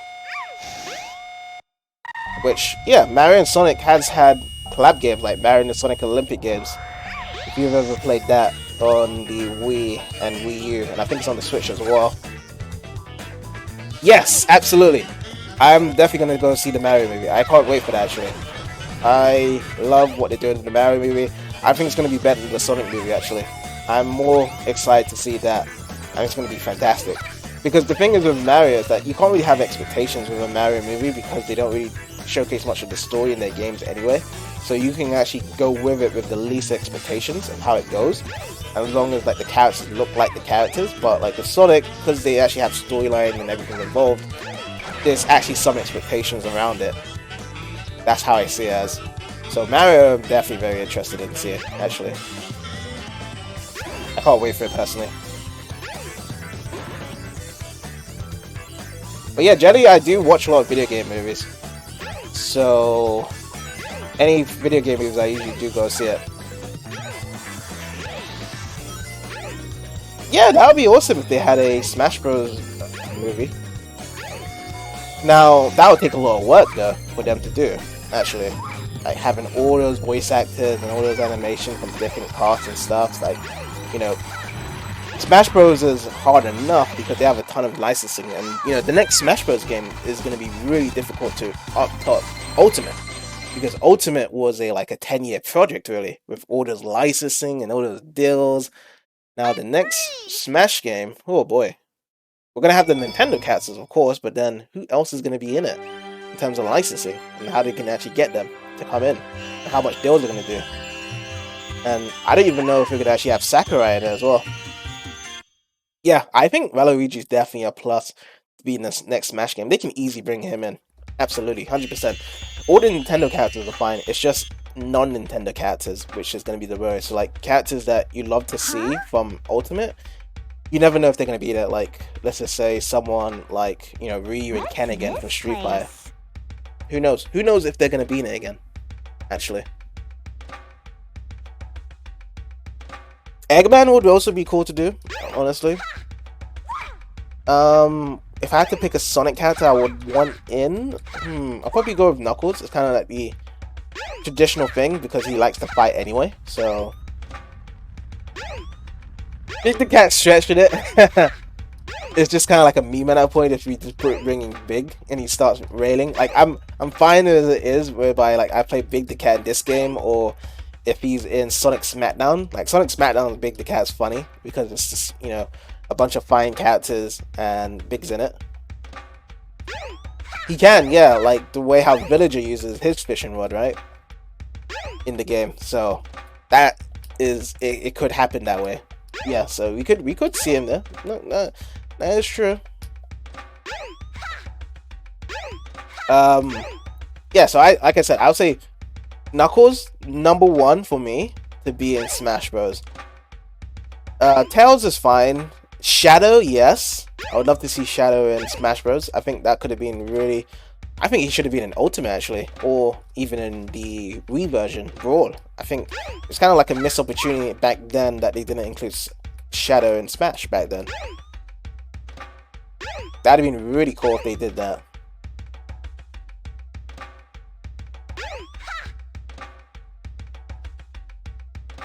Okay, so where do we go here? We've been talking to these guys there. Oh, life is always changing and never permanent, while persevering. Okay, so this is a new voice line. Sonic Roblox game, Sonic Speed Emulator. Yes, I've seen that emulator. I don't actually play Roblox myself, but I do have a couple of friends that do play Roblox. I do see the appeal to it, but I do know about the game Sonic Speed Simulator, really. So there's that. But yeah, Roblox makes a bunch of games, different games. Like you can just create games and have people play it, any game you want and stuff. So recently I checked out one of my friends and they were doing a WWE Roblox game, and they are part of it, like a big organization for WWE, and they start. I think he's the referee for it, so this does that. So yeah, it's pretty dope though. I think the idea of Roblox is cool. It's like Minecraft, but you can just create stuff as well. It's actually like creating video games and stuff. I like it.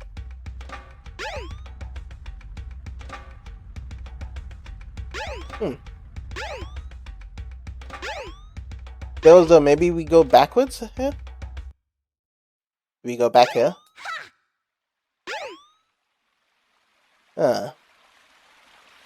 Oh, yeah, I see Takao there at the back. So this is the way we were supposed to go.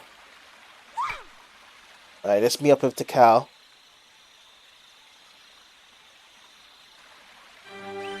Oh, so it's based off a custom character from a Roblox game. Interesting.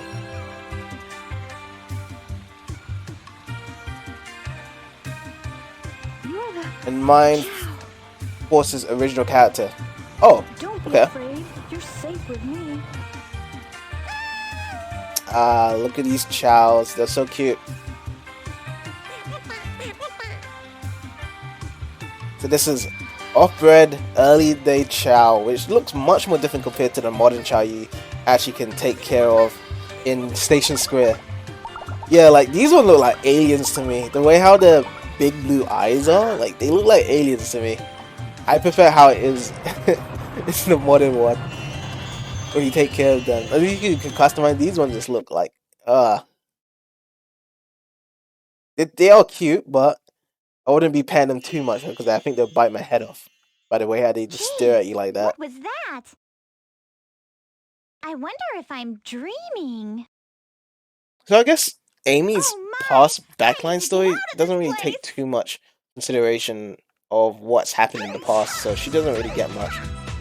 Well, we are back here in the egg carrier, so I guess we have to go to the deck at this point. So, Going, Amy? where do you think you're going, Amy?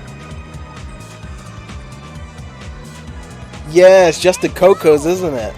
It is the Cocos. Get away this easily. The Chows are way more cute than the Cocos, really. Way more cute. I'm just like, what is this bad looking statue? I don't even know what to call them, dude. The Cocos. Before it was the rifts, isn't it? It was the rifts that they was doing beforehand.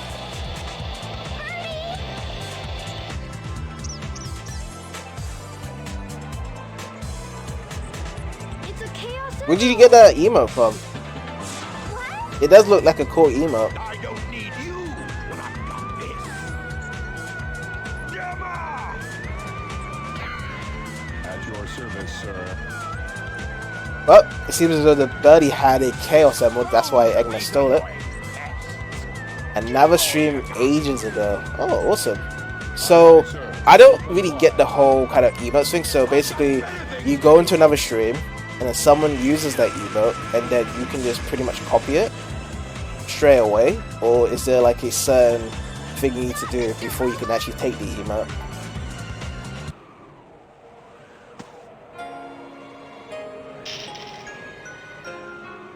Apparently, it was holding it like under its rings or something, or maybe under that monitor. It's game logic. There's really no reasonable explanation. Like that Chaos Symbol was bigger than his own head. That's one of Eggman's clunkers. Out of my way. No! But yeah, Amy is the point of reason to actually have Sonic stop destroying Gamma. I mean, in Gamma's story, Gamma defeats Sonic, but Sonic's story he defeats Gamma, but we can kind of tell from Amy's perspective that Sonic does take down Gamma. Okay, I guess I'll let him go then. So Sonic definitely had the fight on his side to defeat Gamma here, without a doubt. The A carrier's losing altitude. We're fresh out of time. Oh no! Take Amy and clear out fast. What about you? Yeah, what about you, Sonic? What are you gonna do? That Eggman. Can't let him escape. So, what we can tell here is that Amy escapes with Tails here, Sonic, you're my hero. and she emphasizes that Sonic's a hero. You okay? He's like he was shaking, and she was like, "Are you okay?" Eggman anymore. Free yourself. Come on. Why are you helping me? I said we'd be friends, and I'm returning your favor. Well, yep, we all return your favor, Amy. Free. Eggman's not the kind of man you should work for. Amy, come on, let's get going. Let's get going. So, Until we meet yeah, Big actually steals Tails' plane so he can escape. Tails helps out Amy to get out of here so he can actually fly in these turrets, which is actually interesting that his actual rings can, catch these really windy currents here. And then also E102 can actually hover with his currents as well to get off the ship. So despite of how windy it actually is right now, considering that if you go into Skydeck, it's super windy, they can actually escape. So they never explained of like how they can actually manage in these fast windy currents here. Yeah, Amy does say that Gamma has emotions, yeah. Which really, I don't know. I think it's just like a miscalculation. Like his machine bug just got fixed because there was a point here whereby he was getting memories of everyone, and then he deleted Eggman from his circuit system and considered Dakota as an enemy. After that cutscene, so during that cutscene, like when he's flying, well, hovering down back to Mystic Ruins, that's what happened.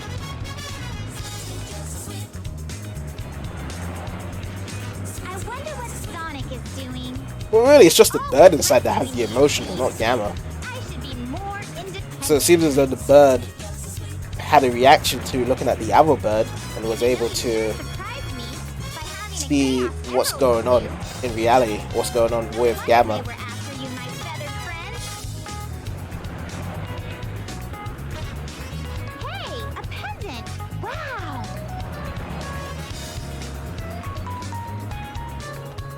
So I'll help you find your family. Does Eggman have them captive now? So now Amy has her own story to actually have the birdie save his other friends now. I So bet he does. So I'll help you find your family. I've come this far. I may as well go all the way. That robot said Dr. Eggman's base is in the Mystic Ruins. I guess that's our clue to go to the Mystic Ruins then. Check it out. Okay. So it actually transports us directly there, automatically. I thought we could move around, but we can't. So it's nighttime in the Mystic Ruins. We can actually go back into Station Square. Oh, we're going to talk to these guys here. When the exploration party is searching for the ruins, the second party already ran into the jungle after the first group, but he didn't pick me to be a member, so I'm staying put. He usually always says that, this guy here. Doesn't really change the lines he says. Hey, no fair dude, the second party left without me while searching the mountains. I seriously wanted to go with them. So these guys' voice lines are pretty much the same all the way throughout, really. They don't really change as much, fortunately. I don't think there's a guy at the bottom here, right? Is he still here? No, he's gone. He's probably gone into the jungle. So they do their exploration times in the night time, I guess.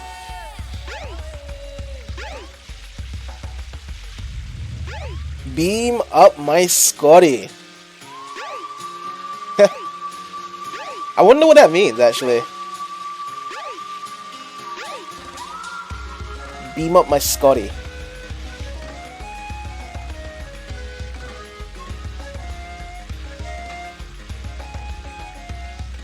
Beam me up, Scotty. Beam me up, Scotty. Oh, a Star Trek reference. Oh, it's been such a long time since I've seen Star Trek. Wait. Oh, that guy's wearing glasses. I thought he had big eyeballs there.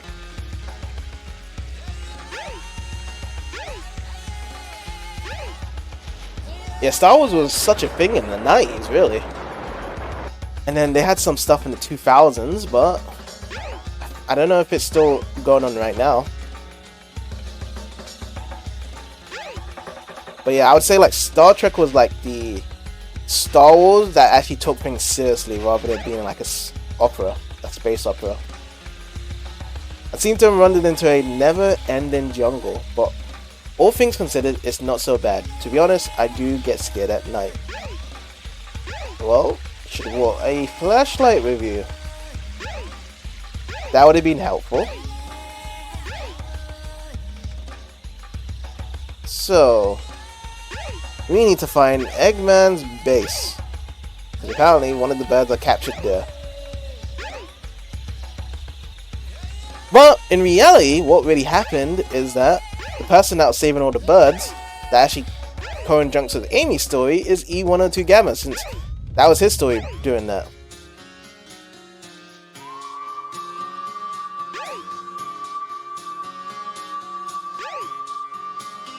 Yeah, like when she had the saga in this game, yeah, so she definitely still followed Sonic. Now, in retrospect, yes, she still had an obsession with Sonic.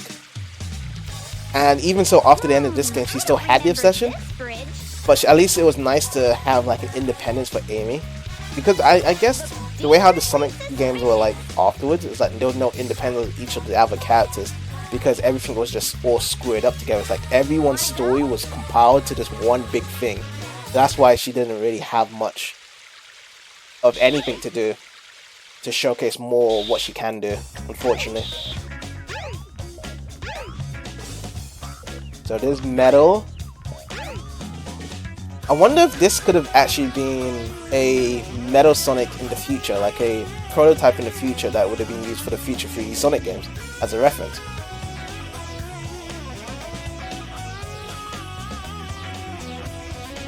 She pretty much probably thinks that bridge is sus, really.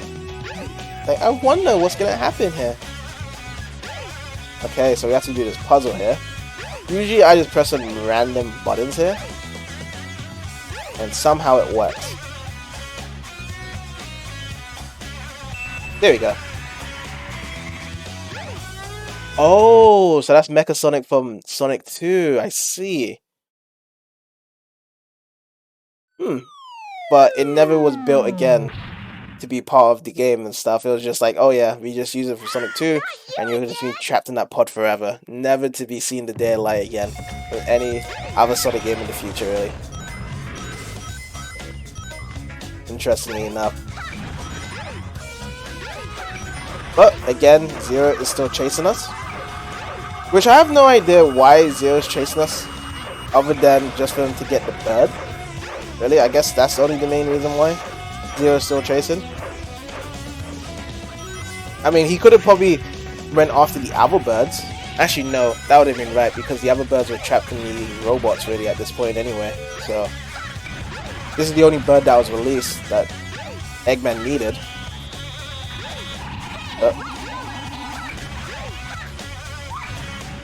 Guess we go over so we can actually hit him. Oh yeah, he's a really cool metal version of Sonic. I would say, what's my favorite? I'll probably have to say, the one in Sonic 3 and Knuckles, Sonic and Knuckles. Is that the one you were talking about, Mecha? The one in Sky Sentry, the boss fight there. That's probably my personal favorite in terms of Metal Sonic designs. So I don't know if he appeared again in Sonic 3 at any point. Actually, I think you face Metal Sonic or Mecha Sonic again in the ending of Sonic 3 in Launch Baseline, isn't it? I just knocked him down. Yeah, I love him in the Sky Sentry, that fight there. Just before you get to the Death Egg Zone. Yeah, that was a cool boss fight there.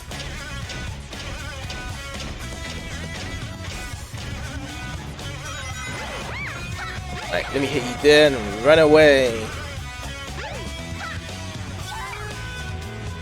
They should bring it back in some way.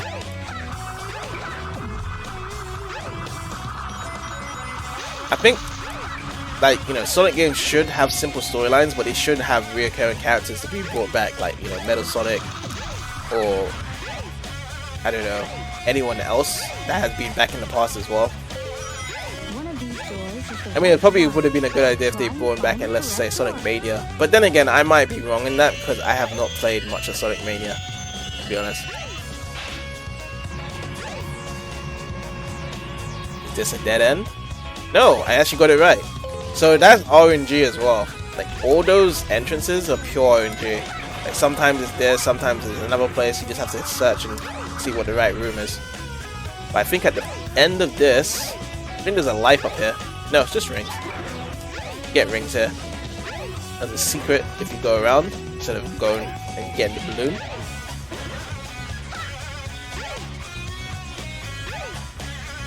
There we go.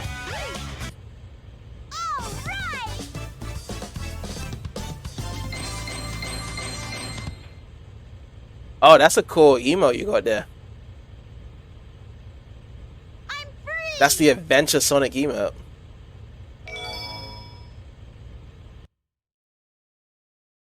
As Amy says, I'm free from Zero. That was a close one.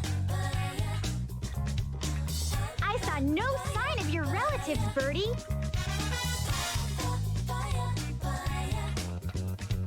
Oh, you escaped from the egg carrier. So maybe your family's still in there. It does come in handy. Let's investigate, wanna? Okay. So we're gonna go and investigate really. More. And I think we need to go to Egg Carrier here this time around now. Since it wasn't over here, we can't go anywhere else other than to go back into the stage we were at. So we're gonna have to head out here and get out of the jungle. Usually when I try to get out of the jungle, I usually take the left path. Since we use the left path to get in, let's use the left path to get out. Yeah, those are girls' moves, from being happy to depressed to happy. Perhaps she's on her period, so that is expected. I think in this game she was 13 or 14. I could be wrong, maybe around those ages really. So that is like period age for girls anyway. Exactly, woman.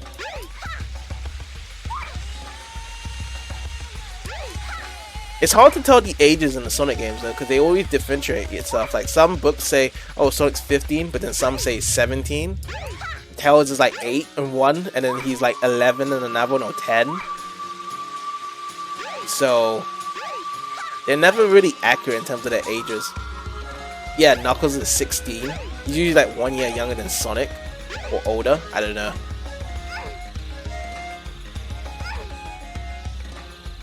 They don't tell Shadow's age. I mean, Shadow would be quite old actually. I don't know. I don't know how old he is really. So, but yeah, the ages are so weird in the games. Oh, I see. So 8 for classic, 12 for modern. So when they say 12 for modern, does that mean starting with Sonic Adventure? Shadow will be 50. Oh, because it dates back to the times of Maria. Because the arc, yeah. That is true. But he hasn't aged. Like he looks like he's a young hedgehog.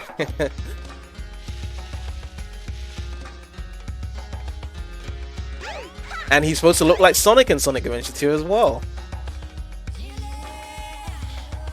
Sonic's 15. So is Rouge 18? I think Rouge is 18, right? By the way, how she dresses. Or she's 17.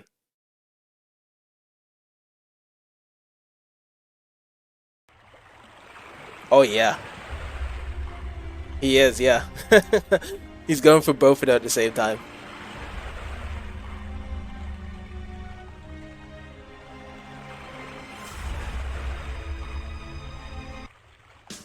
Oh, there's the buddies. Rouge is 18, yeah. So we can tell that the boss battle between E102 and the Beta has finished because the buddies are saved. And now they're coming to Amy, and then Zero tried to punch one of the buddies. And now we are down to the final boss showdown between Amy and Zero. Oh, the smack. Oh yeah, Eggman should be 60 or around that age. I don't blame it anyway.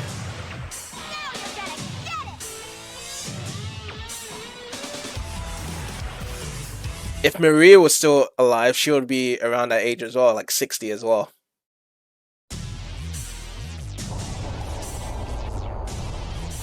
Cream and Charmy are 6. Yeah. I see that, but you mean together? So Cheese? The actual... Actually, oh no, you're saying Charmy. I thought you said Cheese there. Yeah, so Cream and Charmy, the B. Yeah, Charmy is so super childish in Sonic X, I remember. Sonic X, he's super childish. I do remember that. And we just bop him in the head. Boppy boppy the bop. I think he's gonna try and go to the middle here. He has to go into the middle, so he's gonna jump many times.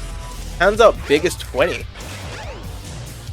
Hangs out with Amy, he's 12, and Cream 6. But the thing is with Big, is like his personality makes him sound like he's not right in the head anyway, if you know what I mean. So he doesn't see the right and wrong in that. Like he's one of those guys that he doesn't have it right in the head. So when he does hang out with them, he'll think that they're like actual friends and they just talk and play and stuff. Like they would hang out and stuff. Like day and age, like if you get like a 30-year-old that can't take care of themselves properly, but then they hang out with people online that's like 10 or 11 and they play Roblox together, you can kind of understand why. Because I've seen certain friends of mine whereby they're like an adult age, but then they hang out with kids online on Roblox. But then when you talk to them with their friends and stuff and their kids and stuff, you kind of understand that, oh yeah, they're just pretty much playing Roblox. They're not talking about anything serious or anything around it. That's why I see Big as like he doesn't understand like the context of age difference between a kid and an adult, and it's okay for him. So, and people find that okay because people around his age probably won't hang out with him. Like he can't find a compelling discussion with Big and Knuckles to hang out with. But yeah, the bird's dead. Now you three can live in peace again. Wait, was there another bird, or was it just? He just got punched out once. Oh, another scenario, the bird dies and the game ends. I wonder if this was a music played in Sonic 3D Blast. This music here, like they put a remix to something in Sonic 3D Blast, and he used it for just this particular cutscene. So happy. I'm going to try my best too. Ah, she is gonna try it. Silver being 14, I can understand because he's so naive. That word, when Blaze used it, oh, you're so naive, Silver. Like, I can understand that so much. Because why would you just talk with a hedgehog out of nowhere? I mean, yeah, Mephiles is the only person that tells you what happens in the events in the past and say like, oh, this is the Iblis trigger, and you just automatically believes him. Other than that, he should have pretty much questioned itself of who really and what actually did happen, because it could be 2 points of the story anyway. But yeah, he's definitely naive, and I can imagine him being young as well to believe so.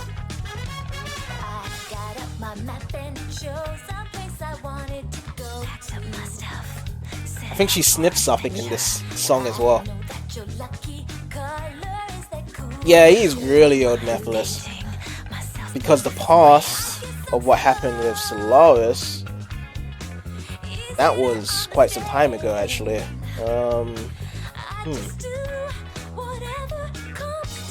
I know that at least his dad dies in the past of the experiment. Who's Silver's parents? We don't even know who Sonic's parents are. And I don't agree with Sonic's parents to be those birdies in Sonic the movie. That is not Sonic's parents. Some people say it's Shadow and Amy. So Shadow and Amy made Silver in the future. But it doesn't even look like it. I mean, I know where you're coming from. Like, some people have probably some fan fiction out there, and they're like, oh yeah, because Sonic and Amy doesn't work out, we're gonna put Shadow and Amy together instead. So some people actually think that Amy has feelings for Shadow in any of the stories, which there's been no support from that, but it's just fans really role-playing the idea that Shadow and Amy should get together. But in reality, the closest thing to any type of relationship couple in the Sonic games is most likely Knuckles and Rouge, because Amy isn't really at that point to be committed in a relationship. It's just like Knuckles and Rouge are at that point whereby they could possibly be dating if the story wants to be pushed that way, which they won't. Shonado, is Shonado Sonic and Shadow? Is that what fans want? Sonic and Shadow together? I'm guessing those fans that like want to have Sonic and Shadow together are probably the girl fans. Like, the girls want to see Sonic and Shadow put together. That's the only ones that's cheering them on. It's like the girls in the series. Because I remember back in the past when I was in these little Sonic groups and communities and stuff, like in the 2000s, that's what they would say, Sonic and Shadow to be put together. I've seen Sonic and Rouge. There was a person I remember that put Sonic and Rouge together. Oh, there's a lot of men that want to see that. Actually, I'm not even gonna be surprised by that, to be honest, because LGBT huge today. So everything goes, man. Everything goes with LGBT nowadays, which you gotta have to respect, man. Gotta have to respect. I feel like everyone's having their own rights to liking everything they want, so. Oh, someone wants to see Sonic and Cream? That I could not accept.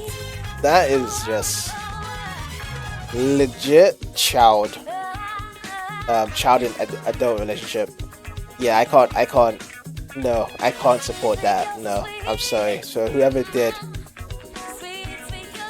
yeah, I can understand you don't talk to him much, because he probably has a lot of posters of Green around his bedroom and stuff, and other disturbing photos. So yeah, that's probably the right idea, not to talk to him much, really. Absolutely not. Ugh. No way. Absolutely not, dude.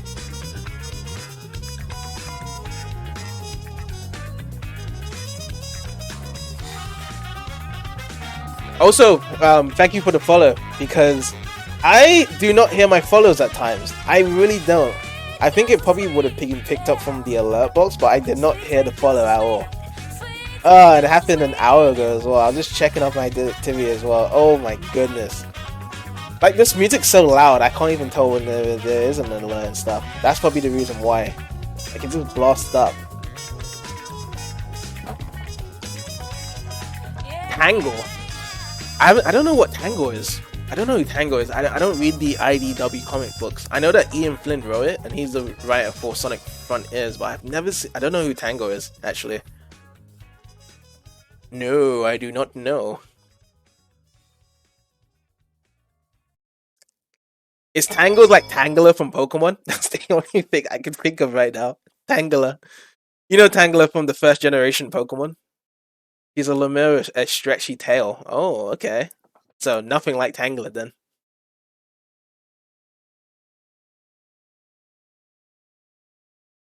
Okay, cool.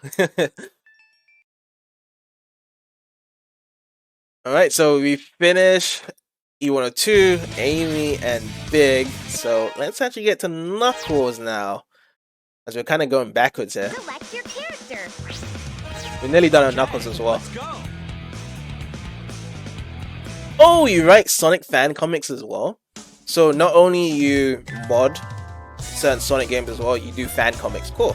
So let's see. I'm Knuckles the Echidna, but you can call me Knuckles. Sonic and Tails have taken off to chase the egg carrier, but I can't go with them. I must restore the Master Emerald. Where's the next Emerald fragment? I should return to Mystic Ruins and search deep in the jungle. Pretty simple enough, because we did the fight with Sonic and Tails, and then Chaos has 4 emeralds, and then now we're splitting apart from Sonic and Tails, and now we're trying to find the remaining pieces now. We should be finding the Mystic Ruins. For Station Square, You have some of a backstory in your Sonic fan comics? Cool. Oh, interesting. You know, the thing is, like, it was so popular back then for people to do comics and all this other stuff in the 2000s of doing this stuff. I didn't know people still do it to these days. Like, people use DeviantArt and all these other forums and stuff back in the day when forums used to be a thing, where everyone used to write fanfics and talk about the Sonic games and stuff, and everyone used to bitch and complain like, oh, my Sonic game is better than yours, no, your Sonic game sucks and stuff like that. And Sonic, I mean, I think it still happens till this day with Discord servers and stuff, but I didn't know people still do that nowadays. That's cool. I thought it just kind of died out, because now people are just probably just memeing or using Twitter and TikTok and stuff, but I guess people are still very dependent on writing and drawing and doing all this other stuff. Do you also like go to Sonic conventions by any chance as well? Because I think other fans do that still nowadays as well. They go to like conventions in the US, because there's a lot of conventions in the US which I can't go to, but there's certain places whereby you can hang out with other Sonic fans and stuff and do that. Oh, okay. Yeah. Because... oh! Okay, so it must be really late for you now in Australia. Like, it must probably be around like 1 AM in the morning, or maybe midnight here, over there in Australia now. That's what I'm assuming. It's interesting though, like a lot of people that's been coming to my stream recently are from Australia. So before, when I was doing all the Death Row stuff, before Sonic Adventure, I had Australians coming in and be like, oh, I love this game, I'm from Australia. No, actually the guy's from New Zealand, so close enough. But yeah, and then yeah, it's interesting that more Australians are popping around, because I'm across the globe in Europe. So right now it's, what's the time for me right now? It's 1 o'clock right now. So we need to find some in the Mystic Ruins right now. So you know what, we're gonna go into the jungle. It said to search around, so we're gonna go into the jungle right now. Usually you fall asleep around 1:30 AM. Yeah, I think I fall asleep around, you know, 11 PM, 12, 1 AM, 2 PM. Sometimes it depends on if I can fall asleep early or I just procrastinate and I'm watching YouTube videos and then I just fall asleep much more later. But then I usually wake up around the same time, like 6 or 7 AM. So it kind of sucks because I don't get much sleep, like consecutively. Like I don't get the 8 hours recommended sleep, and then sometimes I have to sleep in the afternoon. So probably like after the stream, I'm probably gonna have an afternoon nap anyway, which is kind of sucky. But we got a statue here. Actually, you know what? We should put this down. Get this and put this down.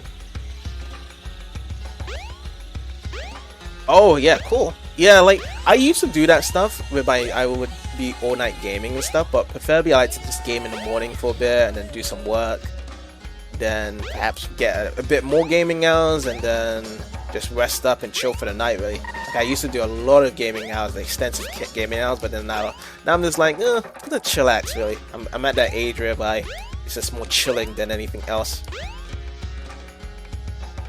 2 stone statues. The door to the past. I love when Takao says that. But yeah, I wanted to put this stone down because I wanted to get a power up. I think the power up's over there, so we can actually jump on these trees here. Oh, we're gonna fall down. I've been in the jungle for months. I left my wife back in Station Square. I miss her terribly. Well, you should go and see her then. There's no excuse. You should go and see your wife if you miss her. Oh, nice. Which Sonic games have you been in so far? I'd love to know. Because for me, I'd be in the classics, I'd be in the adventure games, I'd be in Heroes. I skipped out on Shadow the Hedgehog, I've been in Sonic 06, and I've also streamed it as well on this channel. Done Sonic Unleashed, completed that, completed Sonic Generations, completed Sonic Lost Worlds, completed Sonic Forces, and I've not completed Sonic Frontiers yet. So you've done the classics, the Storybook series. I haven't actually touched the Storybook series. I've only played a bit of it, but then I dropped it. I need to get around to it. Most of the modern games. Okay, cool.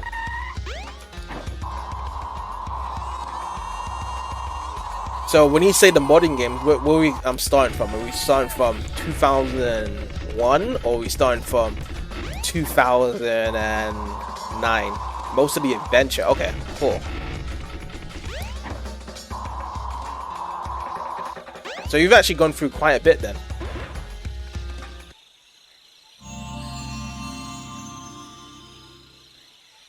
Now you've got fighting gloves. To store up power, hold down the action button. Now you can do the maximum heat Knuckles attack. Ah, my favorite upgrade in this game, the maximum heat Knuckles attack. It's an optional thing. Which is pretty much the light speed attack. But for Knuckles now.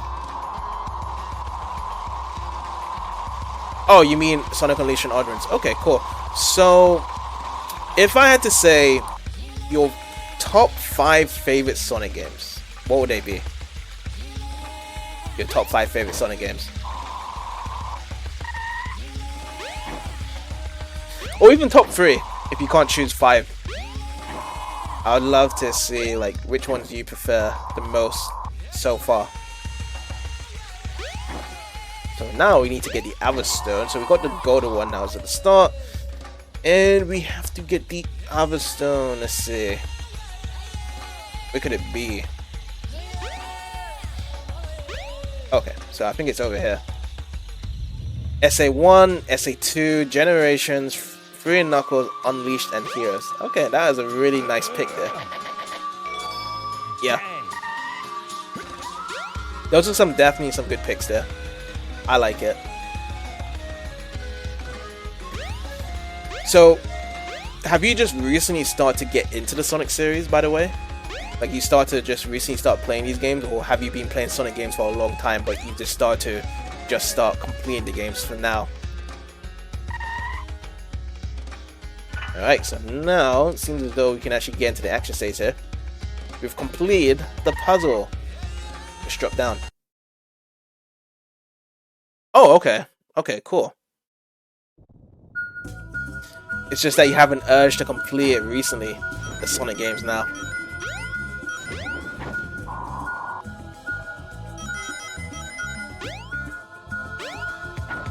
Alright, so another Knuckles stage.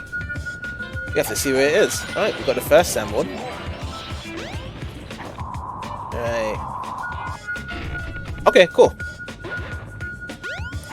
Let's see where to go now. It was flashing. It was green for a while there. It's over here. Nope, it's not here.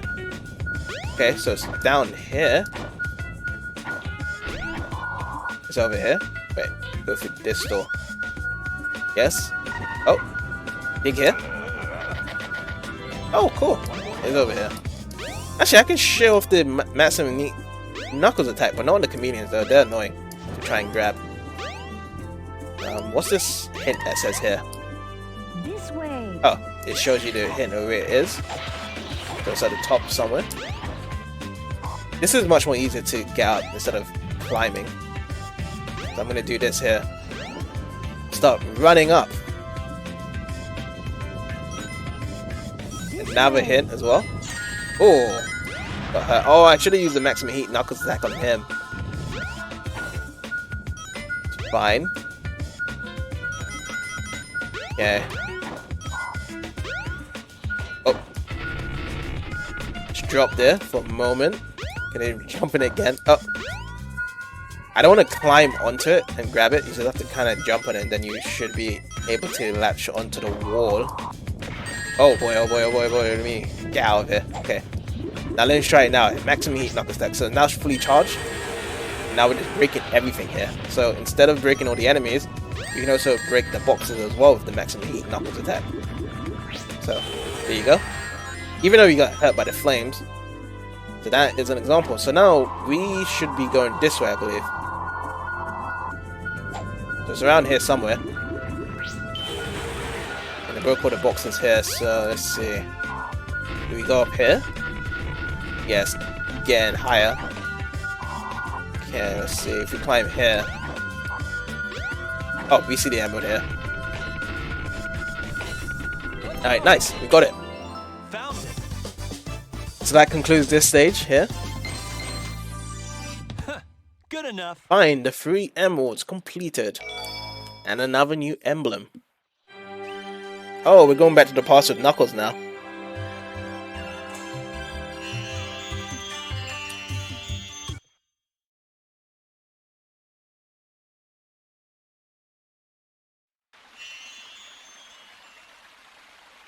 Where am I? Where is this place? This is very strange.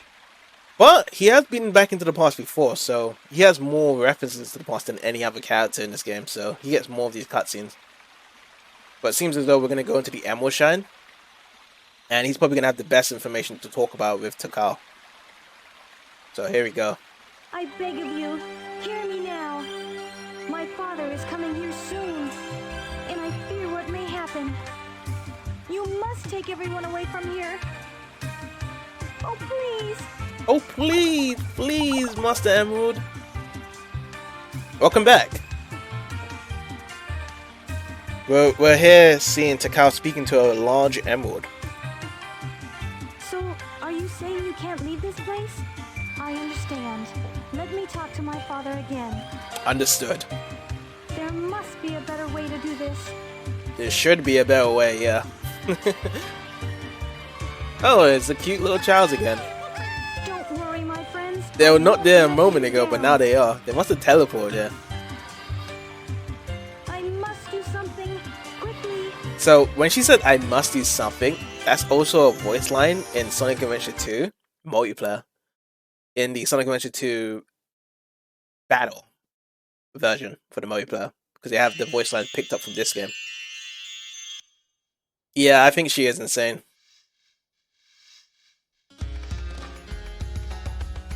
But one thing I always want to know is that how does the echidnas have different colors to themselves? So like we see echidnas like Knuckles pure red, but then back then they were a purplish color and Takao was an orange color. So they never explained that why they have different colors to them. I remember.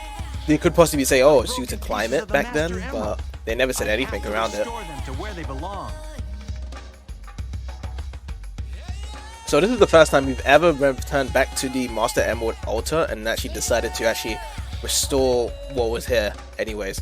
But there's still going to be a few missing anyway, but you can see how much we've actually gathered. And this is kind of the process of how it does get restored. Start spinning. That's it.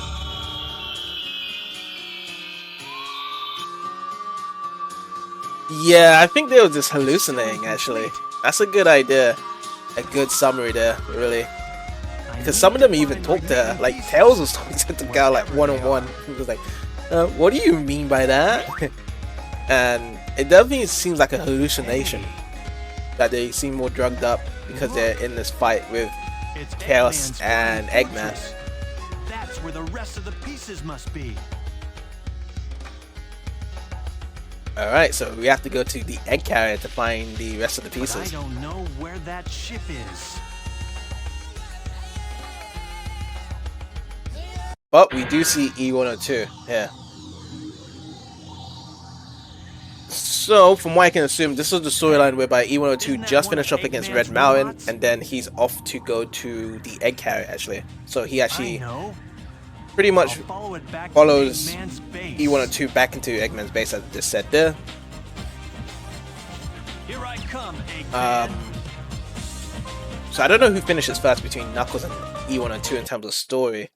So Knuckles pretty much collects the remaining and then has to go back here. And then E102, he goes to the hot shower, I believe. And does he go to another stage afterwards? Or it's just hot shower and boss? So I don't know who really completes who. So I think they finish at the same time in terms of story anyway.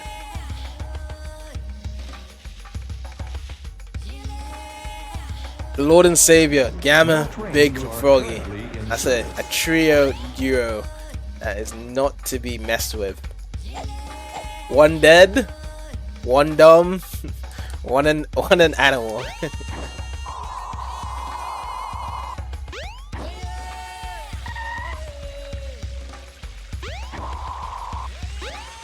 I mean, the thing is, I think they could probably restore Gamma back anyway. They just have to trap that bird again inside Gamma's old parts, and then Gamma will be back to normal, really. If they want to do that.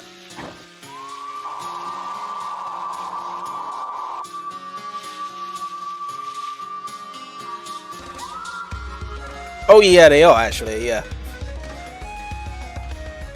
Yeah, Big is an animal as well.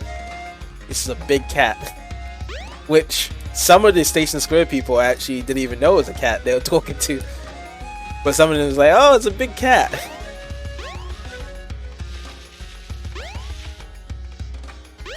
Which, by the way, we should go back to Station Square. I know we need to go to Egg Carrier. Oh, we can't go for this way. So the only way is to actually go through this part. Take the ship here. Yeah, one's huge. One's a frog, yeah. Wait. So, where do we go here? Do we just go back into the jungle here then?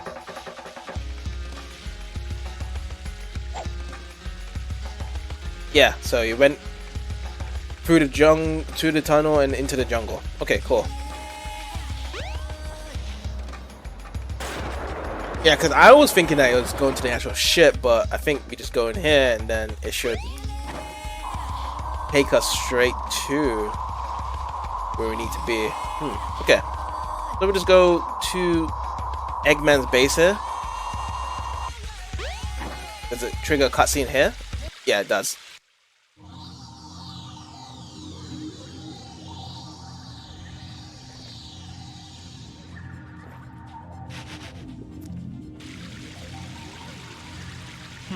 Just what I thought. Time to make a house call. Ring ring, Knuckles coming in. Knuckles about to order some pizza.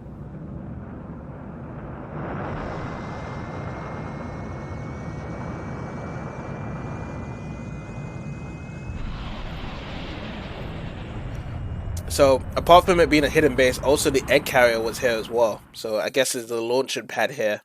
Somewhere in the Mystic Rooms for the egg carrier to launch off. There we go.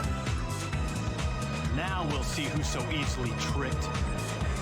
I can sense the emeralds are here somewhere. Oh yeah. I've heard the weather in Australia is really hot. It's like you guys are just dying out there, dude. I don't know how you guys really do it down there. And then you have like crazy ass seasons down there as well. Ah, this thing's always changing. And you guys have like a lot of lizards down there as well, right?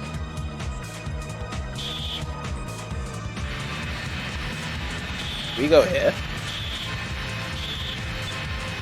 Nope. Can't go up there. These doors are locked. Yeah, you guys have the monsoon season with the amount of rain that comes that by. Find the entrance to the sky deck. The Master Emerald is Master Emerald is there. Yeah, how do you guys survive with so much lizards there? And the bugs and the crocodiles, like how do you guys protect yourself from that ever entering your house?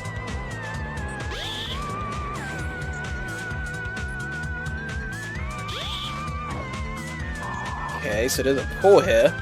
Oh, this is open here. I sense the Master Emerald. It can't be far from here. Also, there was a case as well whereby birds attack you guys as well when you're out and about, right? Like eagles. Am I right there? Whereby eagles start attacking you. It is going on YouTube. I've got a YouTube channel whereby I store all the VODs I've done in the past, and then I put it on YouTube.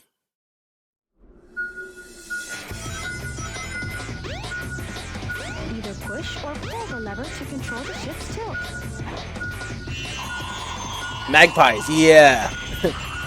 Those are huge. I've seen some on YouTube. I'm like, what the hell? Like, little kids are literally getting attacked and stuff, and their parents are trying to get them off the magpies off them, but it's too late. They like cause some really serious damage. Oh, dope! Thank you so much. I mean, I can just give you a kind of a short rundown of what I do. So, I'm pretty much playing a lot of games that I'm more familiar with, and games that are created to me from the past, or games that I do really enjoy playing a lot. And I do a lot of different type of games. And recently, while I'm just doing these Sonic Adventure playthroughs and stuff, I've actually done a lot of time in streaming. So usually I would do like an hour stream per day, but I'm trying to grow it into like doing like multiple, like 2+ hours, so I can actually get more used to doing stream for longer, because I want to do a lot of RPG related games in the future as well, or other games that take a long time as well. So that's what I want to kind of do. And this time slot is actually good, because I used to do the time slots for my streams way earlier, so like probably about 3 or 4 hours. But now I'm doing it at this time because I've decided to kind of change my work schedule and try to get more streaming hours coming through as well. It's filled with cringe videos. what type of cringe videos and stuff? What would be considered cringe videos on your side? I would love to know. Oh, so it's in here. So I guess we need to change the switch. I think you change it backwards. Yeah.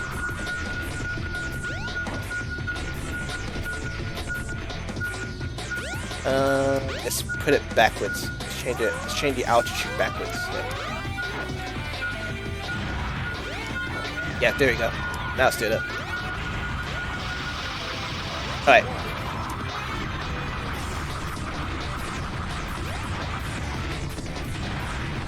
Yeah, because right now my YouTube is just storing VODs right now of all the streams I'm doing. But in the future, if it grows some traction, I'm planning to do some edited videos on my side to actually have different type of content in there, so not just VODs. I think no. Oh no. Okay, there we go. Set up. Thomas the Train restoration videos. Is that? Are you referring to Thomas the Tank Engine? When you say Thomas the Train restoration?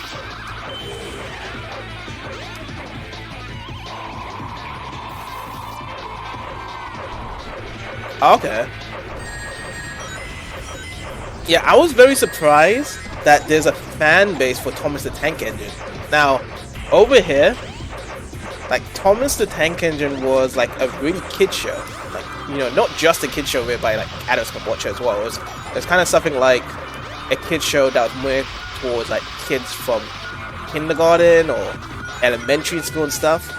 But there's actually quite a big fan base for Thomas the Tank Engine that I'm actually surprised with that. People like in their 20s and some in their 30s and stuff really love the series. And I tried to ask around, like, you know, what do you like about the series, but no one really gave me a good, coherent answer for me to understand. So that's why I'm kind of confused about the whole Thomas the Tank Engine series as a whole, of what people really like about it. Because when I watch the show, it's just like, you know, guys smiling and then talking to other trains, and that's the only vibe I get from it. That's what I see there with Thomas the Tank Engine. So I don't know. Oh, there's so much spikes in this stage. Do we go here? Oh, yeah, we do. This is the Lost Emerald.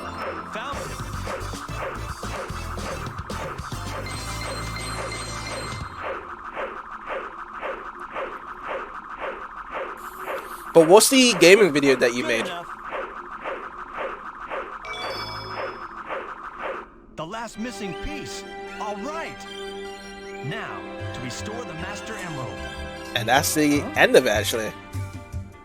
But do we go back to the past again? I think we do. So this is the 3 times that we've gone to the past with Knuckles' story as well. 3 exact times, dude. Oh no, not again. Not again. What is the meaning of this? Oh, it's how to collect characters in Sonic Speed Simulator, so it's more of a instructional video of how to do it. That's nice. Hey, what happened here? I couldn't stop them. Oh, you couldn't stop them? And my father. Oh yeah, so this is the after events of what happens. I had no idea how bad this would turn out. I'm shocked. So this is the first time they actually use Chaos in its true form. Look, here. It's the Emerald. Wait. So I'm guessing Chaos just extends all of them? Then how does Chaos go back to its original form? I wonder then. So you heard that cry there. Definitely gets the Echidna is extinct. Is this a dream? But who actually stops Chaos in this time? It's more like a nightmare. But Sonic's not alive. Your friends are in front of the ship fighting. Help them. Okay, we have to help them. Oh, that's the entrance to Sky Deck. Can we actually go to the top here and get some items here? Can we actually climb up? Oh, we can dig here. Okay. So we can actually collect these rings here.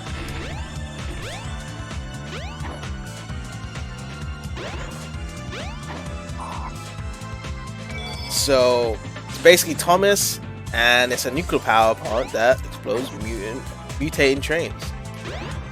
Oh no, it's a nuclear power plant explodes mutant trains. Oh, actually, I get it.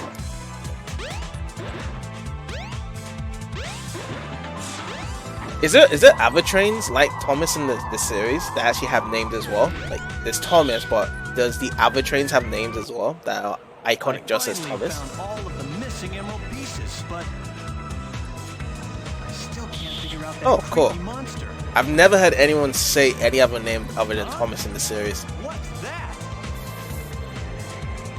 Yeah, we see a flashing light, but what is it exactly?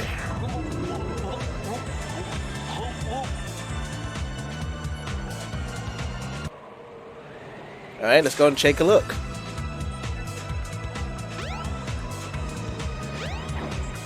Oh, we see Sonic, we see Eggman.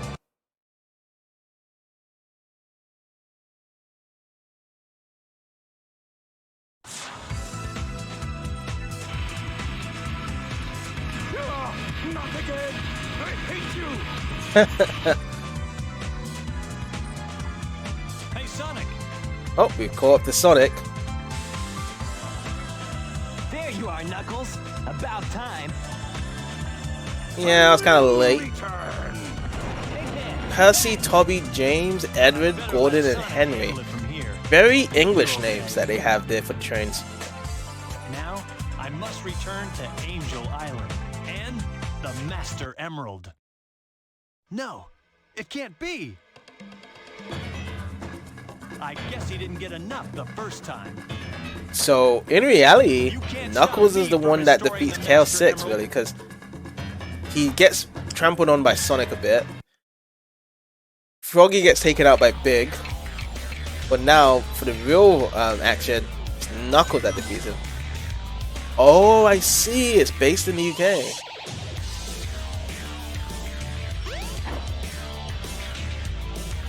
Okay. What do we do here? Okay. Guess we destroy this.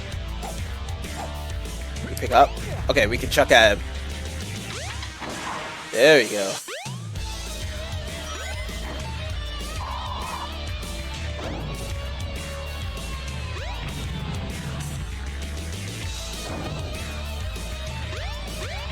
Oh, we need to get away from them.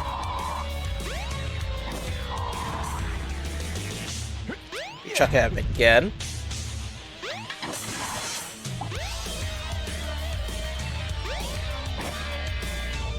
Yeah, it's kind of weird though, because this boss fight, we have these floating thingies around, but this was only provided because Eggman was chucking it down. We don't see Eggman here anymore, so why are these little robot thingies still here?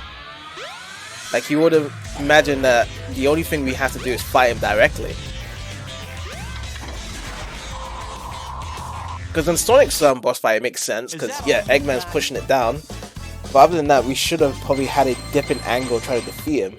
So it felt kind of like a lazy attempt of just doing it the same scenario as in Sonic. Whereby Sonic's one is like, oh yeah, we have to knock it down and then it blows it into his mouth, or else you can chuck it. But in Knuckles one, he doesn't really blow it into his mouth as much. Oh yeah, they could be probably part of the Egg Carrier's defense system now that you mentioned it there.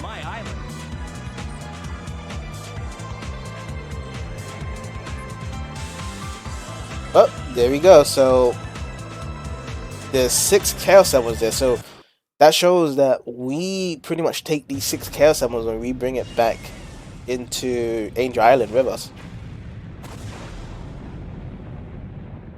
And of course, we can escape the falling ship because we can glide out.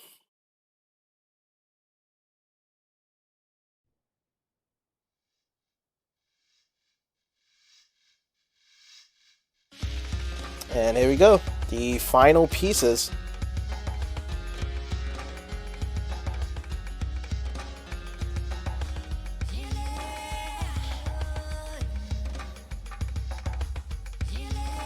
Oh no, the Chaos Emerald!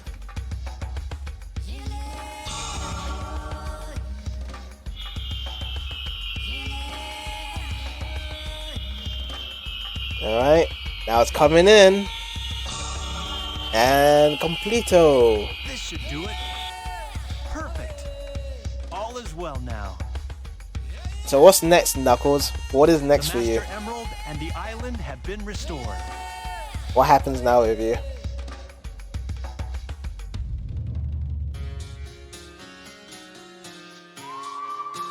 I mean, it looks like he's walking away from his job to actually guard it. I mean, what if Chaos comes back and snatches it?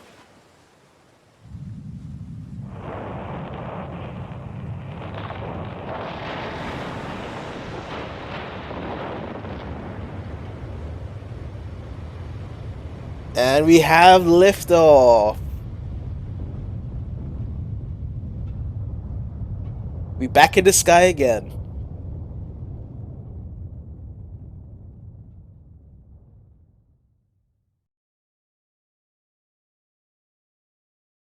You can actually, but it's not a good representation of Angel Island because it's way bigger than that. On this floating island forever. Yeah, you can see Ice Cap as well. Guarding the Master Emerald. I like these monologues here. It's so calm. His voice is so easy to take in. I may not know the whole story behind this, but perhaps it's better that way. I'm at peace once more. It gives him some resolution of that's what you have to do for the rest of the time. But yeah, I guess that is it for Knuckles with a credit. Yeah, it is a banger. His theme is a banger. Was that made by Haunted P? Who's that? Who actually made this theme? Who was the actual artist that did this one? I know Haunted P did the Knuckles stuff in Sonic Adventure 2. I can't remember who did this one actually. It's been a while remembering these names. Unknown from Emmy, yeah, that's it. Yeah, I think you're right. You're right on that. That's the craziest thing about these guys though, is that they get popular for making stuff from Sonic games related, even including voice actors that get deprived of their role and someone else takes it. So they get one mentionable role in Sonic games, and then after their career is done from Sonic, they do all these other projects and work and stuff, but they never get as big as what they did like 15 years ago, 16 years ago from Sonic. This is interesting, because I remember Ryan Drummond being one of them, is that he's mostly known for his role in Sonic in these games, and even though he's done a lot of other roles, everyone just refers to him as the voice actor from Sonic. Yeah, Crush 40 as well. Like Crush 40, they pretty much is just a rock band that did a lot of Sonic games of music, and then they've done other work, but really we just think of him of the guys that did Sonic. So it's just like a huge role whenever you point it. Now, for guys that really had big roles, so the current Sonic voice actor, what's his name, Roger Craig Smith, he was a part of Resident Evil beforehand. So does people see him more of a Sonic guy, or do they see him more of like the guy from Resident Evil? So that's what I want to know. The songs are definitely awesome. Do you have a particular favorite character theme by any chance? I can't decide for myself. I think they're all awesome in their own way. I can't really pick one, a favorite of mine in terms of the character themes.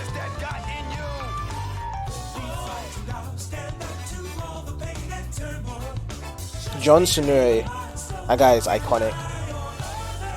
Knuckles theme for sure, yeah. One thing I could definitely say for sure is that I prefer the themes in this game compared to Sonic Adventure 2's one. I prefer Sonic Adventure 1 theme more compared to SA2's. That's what I like from this one.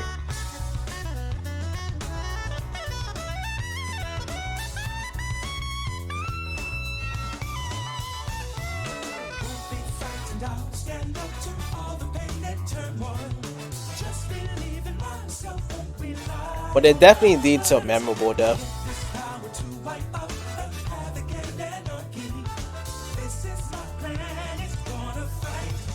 But yeah, for a game for the late 90s, there's a lot of people work on this. But I think this is just basically for overseas stuff. Okay, Sega Europe stuff now.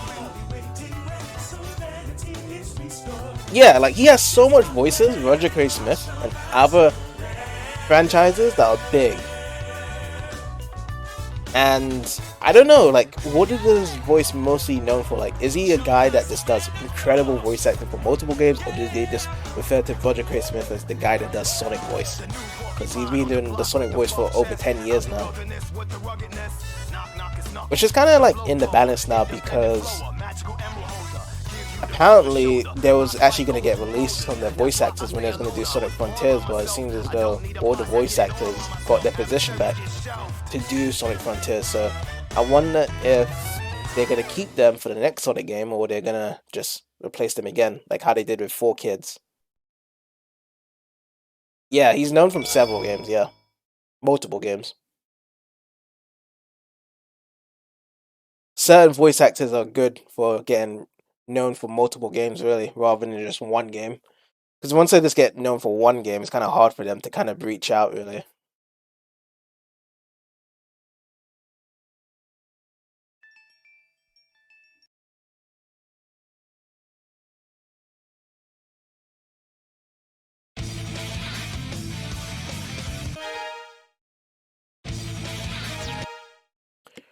Alrighty, let's see what's also up on the agenda. Now it's gonna be Tails.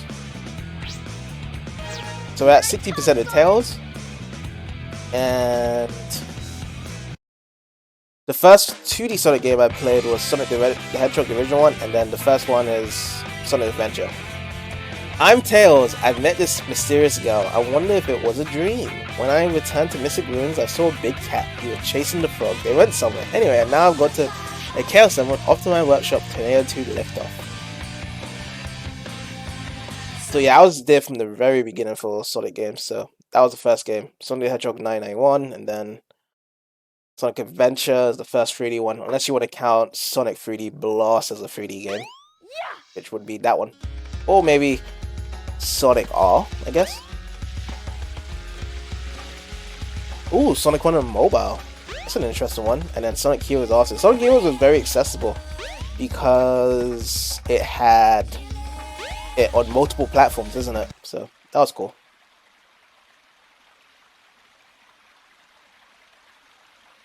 The time has come at last. It has come at last. This new plane should work a lot better. I've ironed out most of the problems. So, here it goes. And with the help of a Chaos Emerald, we'll be able to go for take 2 against Eggman.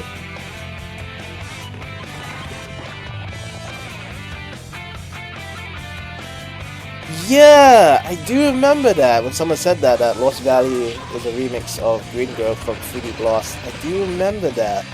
Tornado 2, clear for takeoff. Away we go.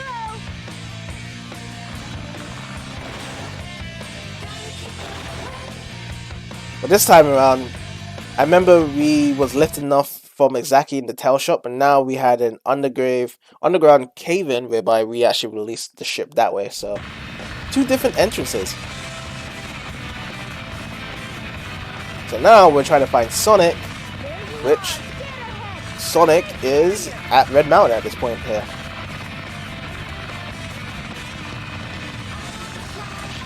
And Tails is right on time.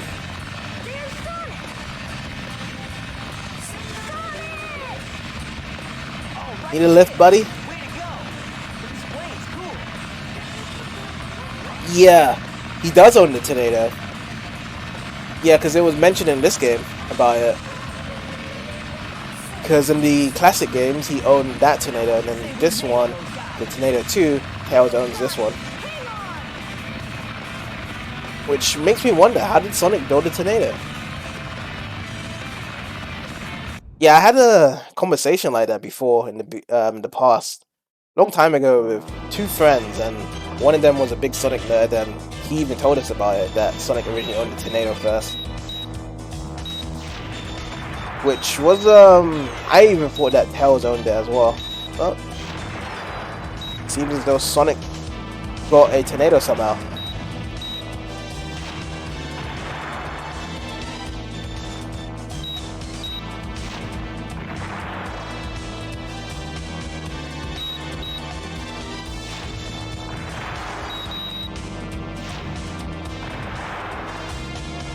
Let's zap it away.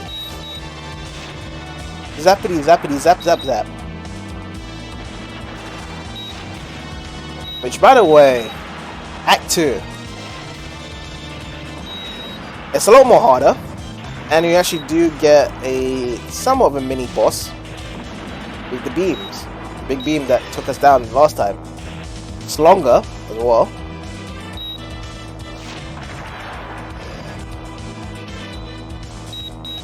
Oh, he did say that.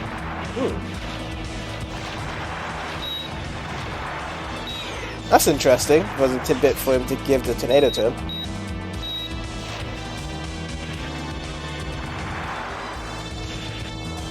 That's the thing. I thought he's given Tails the tornado after Sonic Adventure. That's what my suspicion always was. Is that, yeah, he gets Tornado 2. However, the original tornado, I think he should have just given it to Tails after, because I don't think Sonic is a guy that would need to fly anyway.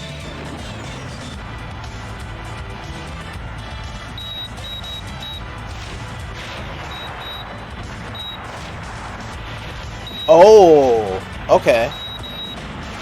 Yeah, I haven't played too much of Sonic Frontiers really, which I do need to get back into playing sometime.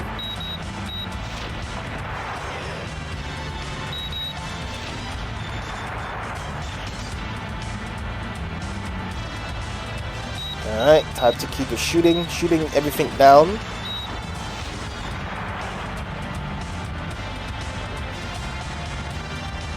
Seems simple enough.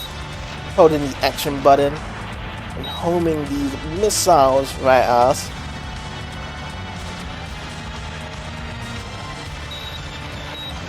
Oh, yeah, we just have to avoid these rocket blasts really. They're coming in hot.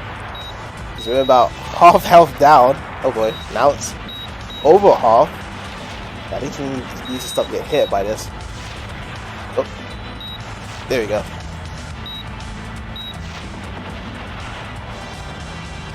I think we're at the front now, so we can kind of start fighting them. Okay, I think so. Now we just shoot in the center. Whoops. Shoot, shoot, shoot, shoot, shoot, shoot, shoot. Now we avoid it. Oh. Oh, now we just dodge. Okay, now it's going to start shooting again. Okay, there we go. We destroyed the main cannon.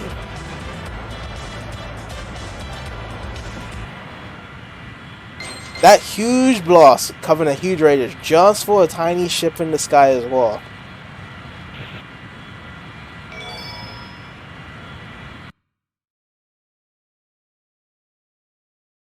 The storyline from Sonic Heroes and Owners is literally "my friends are my power" cliche. Yeah. Sonic and friends, yeah. It's true. You're right about that. It's just so annoying when they do that. It's like, oh, my friends, time to save the day and stuff. Whereby, I feel as though beforehand, it used to be like, oh, yeah, Sonic's here to save the day, or oh, Tails is here to save the day, or hey, Knuckles is here to save the day, stuff like that. Used to be more independent. Wow, this thing is really huge. I guess we could probably say that the writers would always change from over the years.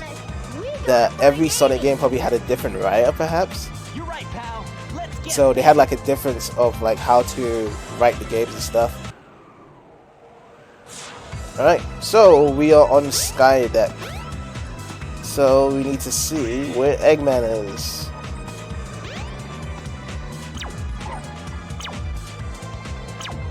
Yeah, because I have no idea in terms of who writes the games nowadays. I know Ian Flynn's writing Sonic Frontiers, but over the years though, it's never really specified like who actually written these games. How about I give you a little sample? Get a load of this. Oh, he doesn't say it here. I think he says it in the Sonic perspective instead. Get a load of this. Whoa! Hey, transform! Did you see that? And I love how he just ignores Tails it. Now, how are we gonna get to the bridge? I hate it when he doesn't listen to me. I think that it's a common thing that a lot of people don't listen to each other. They always have that scenario really by you talking to a friend and you say something in a voice call and they immediately just ignore you, don't respond to your thing, and then they start talking about something else. That is completely a yeah, that happens to me scenario.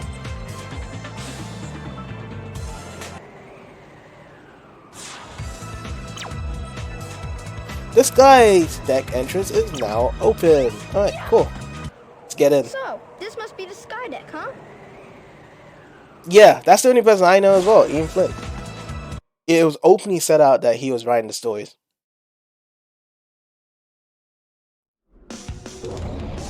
Usually when like a Sonic game comes out, the only person that will be represented to take the handle that they do the games is Iizuka. Takashi Iizuka. Other than that, they don't really speak about who makes it. Oops. So we could fly here. Oh, is there a... Oh, I thought that was a invincibility here. There we go. So this is actually the first time being on Sky Deck in my playthrough as well, since we haven't encountered Sonic's story yet. So let's do this. Oops. Let me fly here. Yeah, he's also the writer of the IW comics as well. Ian Flynn. So, a lot of people say that he's doing a good job right now, so, of taking care of another invincibility here. You get 2 invincibilities in a row. Whoa, whoa! Okay, I'm not gonna survive. Come on, Tails. Okay, let's try this again. There's so much different options and pathways in this stage though. I like it. This is probably like one of my favorite stages for Tails, because there's so much pathways you could jump and fly around. Very glitchy though. That's the only issue though around it. Very, very glitchy. So just going through this little hallway is just so glitchy.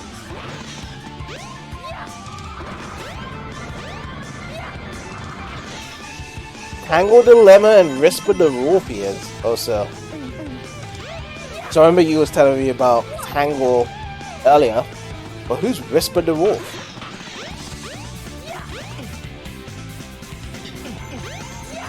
Whisper the Wolf. I love the invincibility theme.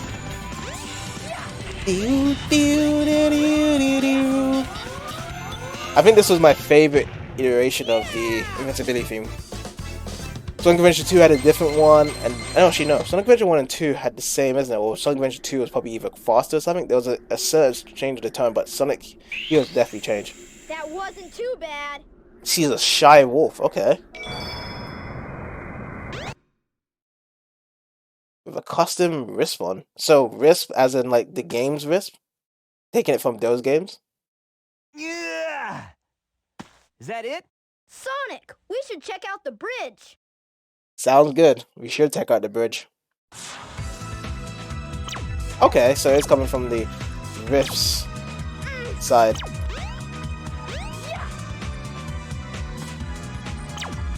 Entry restricted. Now I guess we can't go through here either. Hot shell is closed. And then do not enter. Which we can't enter anyway. Oh, I guess we just go to the bridge here.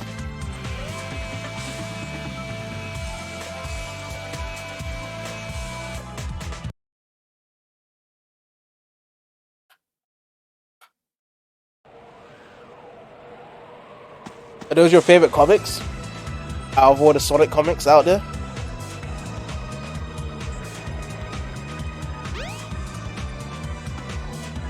Sonic! Tails! Oh. You're a bit late. And then this is where you grab the birdie for the Chaos Emerald. That's the Chaos Emerald. No way! Oh, in the Archie comics. Oh, cool. Be gone, all of you. This is all I really need. Gamma, I only needed the Chaos Emerald. What is your wish, Master? Hey, we're back to this fight again. So, E102 was against Sonic, but now it's going to be E102 versus Tails. The first part. So ideally, Tails is not even supposed to be part of this fight anyway. It's supposed to be like a background character, but because this is Tails' perspective, we're going to be using Tails against E102 Gamma.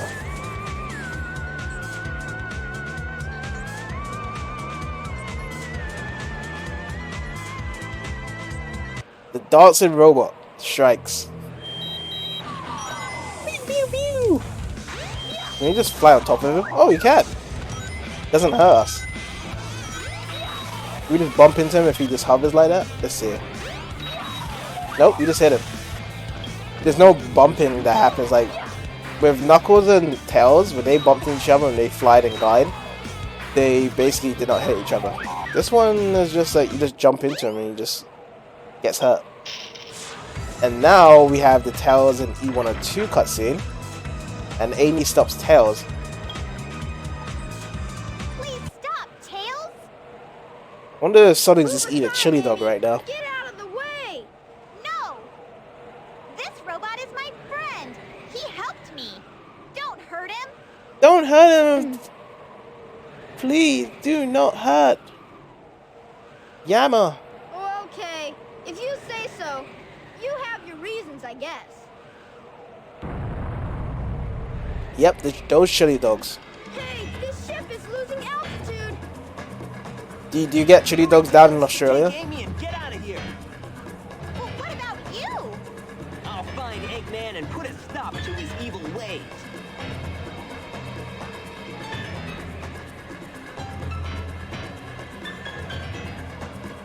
Alright, that's us to skedaddle out of there. Oh, that's awesome.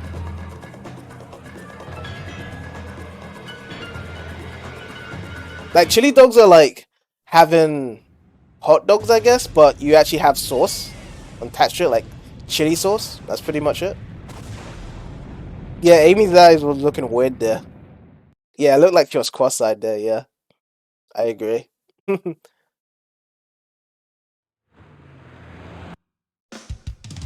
Alright, we are at Central Station at Station Square.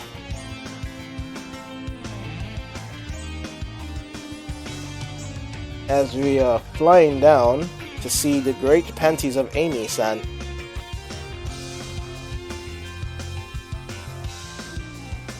Well, because you're not Sonic, I'm just gonna say bye to you and leave now. Oh, that was Eggman.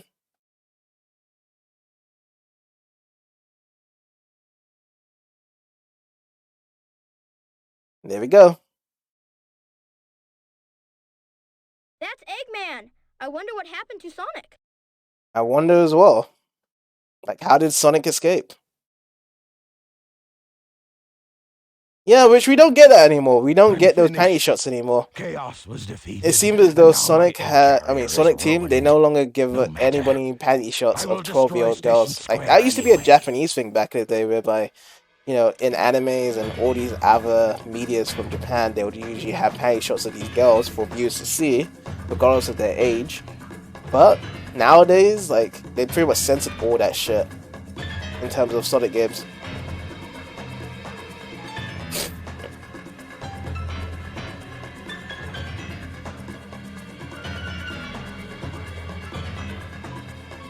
If that missile is launched, Ready? Fire!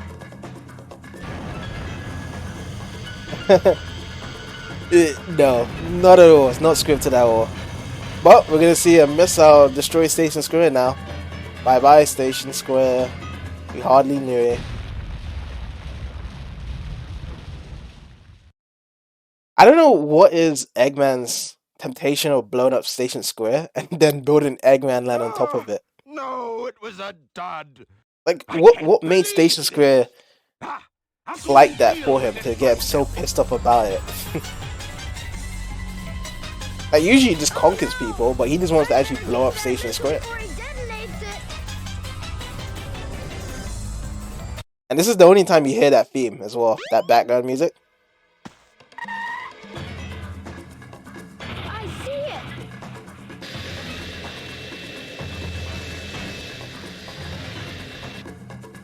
I've got to get it before Eggman. We actually do. Station Square depends on me. Oh, Sonic. No need to talk about Sonic, Tails. I've changed a lot since I've started hanging with Sonic. But I can't depend on him forever. No, you can't. I know I can do this by myself. Okay, Eggman, bring it on!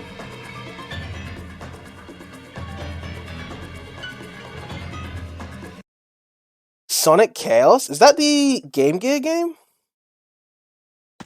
You think you There was can actually a keep up with story in me? Sonic Chaos like that?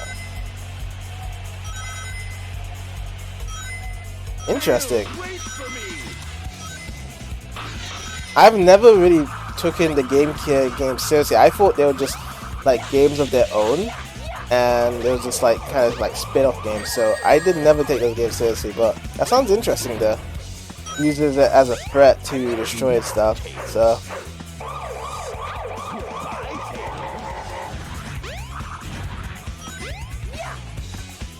Oh, you have to read the manual. Okay.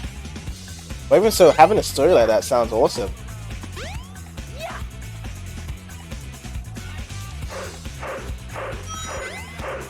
Alright, life up here. Nice.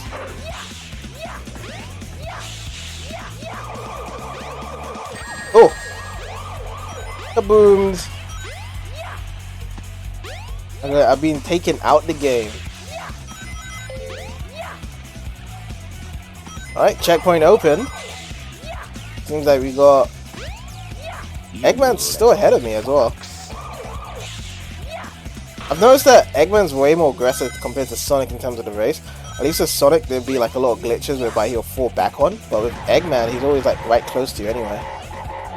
Oops. There we go. No, I won't wait for you. Oh, there's plenty of rings there. I'm gonna avoid that because the spikes would have got me there.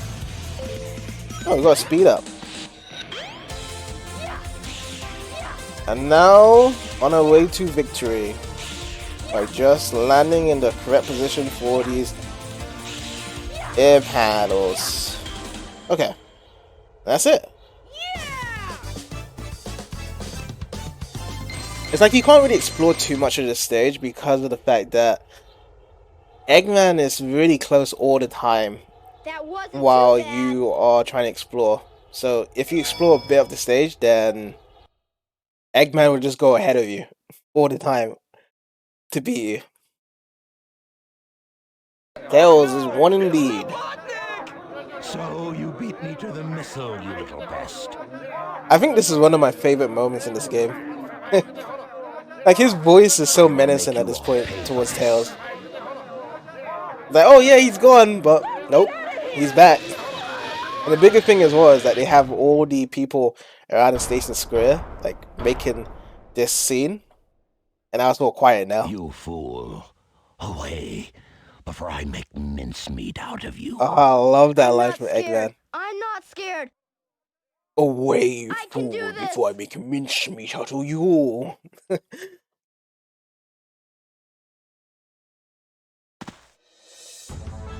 Here we go. We are up against the Egg Walker.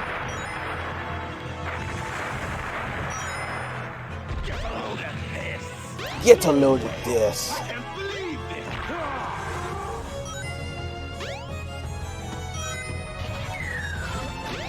This happened in Sonic Heroes as well. With the Egg Walker or the actual voice line.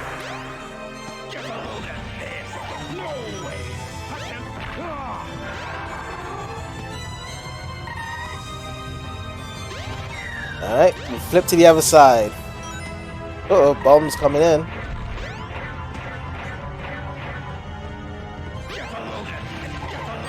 Oops. Alright, Kaburi. Oh, okay. Just for the emote. Oh, this river item is so good. You can just keep on spamming it. Oh.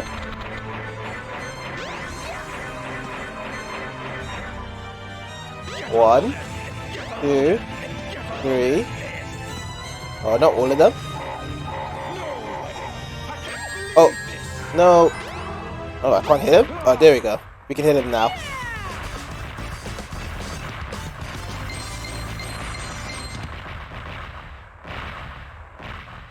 I mean, I like the whole unique boss fight in the end, that only Tails can go up against the Egg Walker, rather than, you know, doing a Chaos 6 battle over and over again, like how it was for Sonic, Knuckles, and Big. So Knuckles and Big has the final boss as Chaos 6.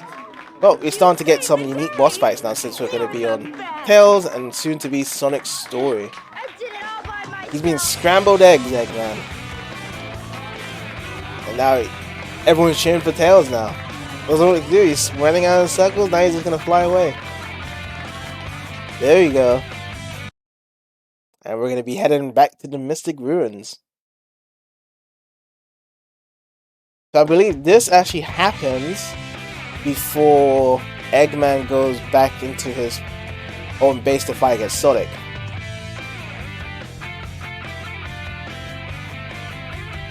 I mean, honestly, I think with Eggman to taste of bacon, as long as he removes his mustache, I think it'll taste good. As long as he removes, like, just that mustache, that will be the way whereby it'll point to disasters, but as long as you remove that, it'll be fine to actually taste it good.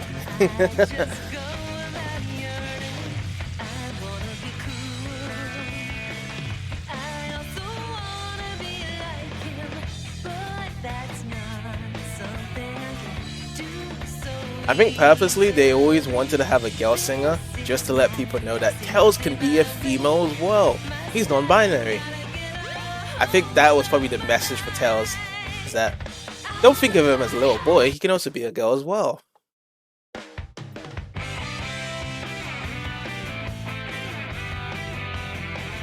And there we have it with Tails' storyline. We've actually completed a lot of people's storylines, so we did Big today, we did Amy, did Knuckles, and now Tails. Oh really? Saying his Eggman mustache is fake? I mean, it runs in the family though, because his grandfather's mustache was there as well. Every male side of the Robotniks has always had a mustache, so pretty much if Eggman's mustache is fake, then I guess Joe Robotnik's mustache is fake as well. Yeah. They have fake mustaches and they're always bald. Like with all the working and all the stress they get, like they rip off their hairs. They rip off all their hair, but they don't rip off their mustache. Oh, nice. And it's midnight on your side. I was about to finish off anyways.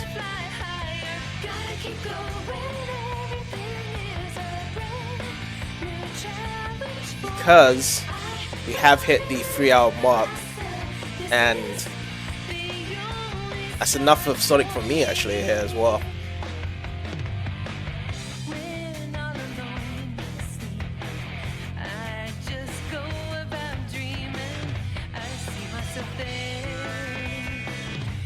Now I remembered this lyrics before, I have no idea how to say that now. Yep, I'm going to be saving it tomorrow. So tomorrow I will be finishing it off with Sonic, so we can actually do the whole full thing with Sonic, because I haven't really completed much of Sonic really. And then afterwards we could do the last story, and then I'll cover some extras as well. Same time. So if it's midnight for you now, I'll probably start at 10 PM. 10 PM? Is it 10 PM? No, 9 PM your time. So if it's midnight now, then 3 hours, yeah. 9 PM, I'll start. I'm trying to be consistent in terms of the timing, whereby I'll just stream every day at this time really.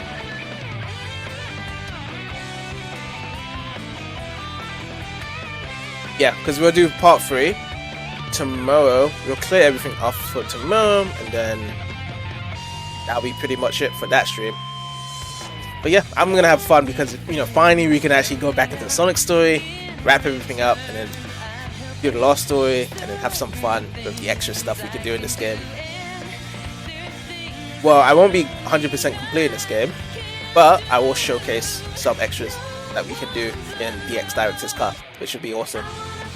But the good thing is though, is that like usually I'll probably like, you know, during my playthroughs, is that I would be doing just a Sonic game and then moving on to another game. But for this time being, yeah, I could play Sonic 1 in this game. I think I got the extra unlocked actually to play it, so I can actually play it for a bit. So that would be awesome to do actually. I could do that, and then also I could do the mission mode for a bit as well, do some of the trivias there. So there's a lot of cool stuff you can do in this game. I like it. You can juggle it around, mix and match. Oh, we got drift racing as well. Maybe you could do some drift racing in the next part. But yeah, with that said and done, I'm actually going to end the stream there. So thank you guys all for watching, and I will be here tomorrow, same time, with part 3. So we will be tackling the Sonic story and then the Lost story, and then yeah. But yeah, take it easy guys, and have a good one. See you, man.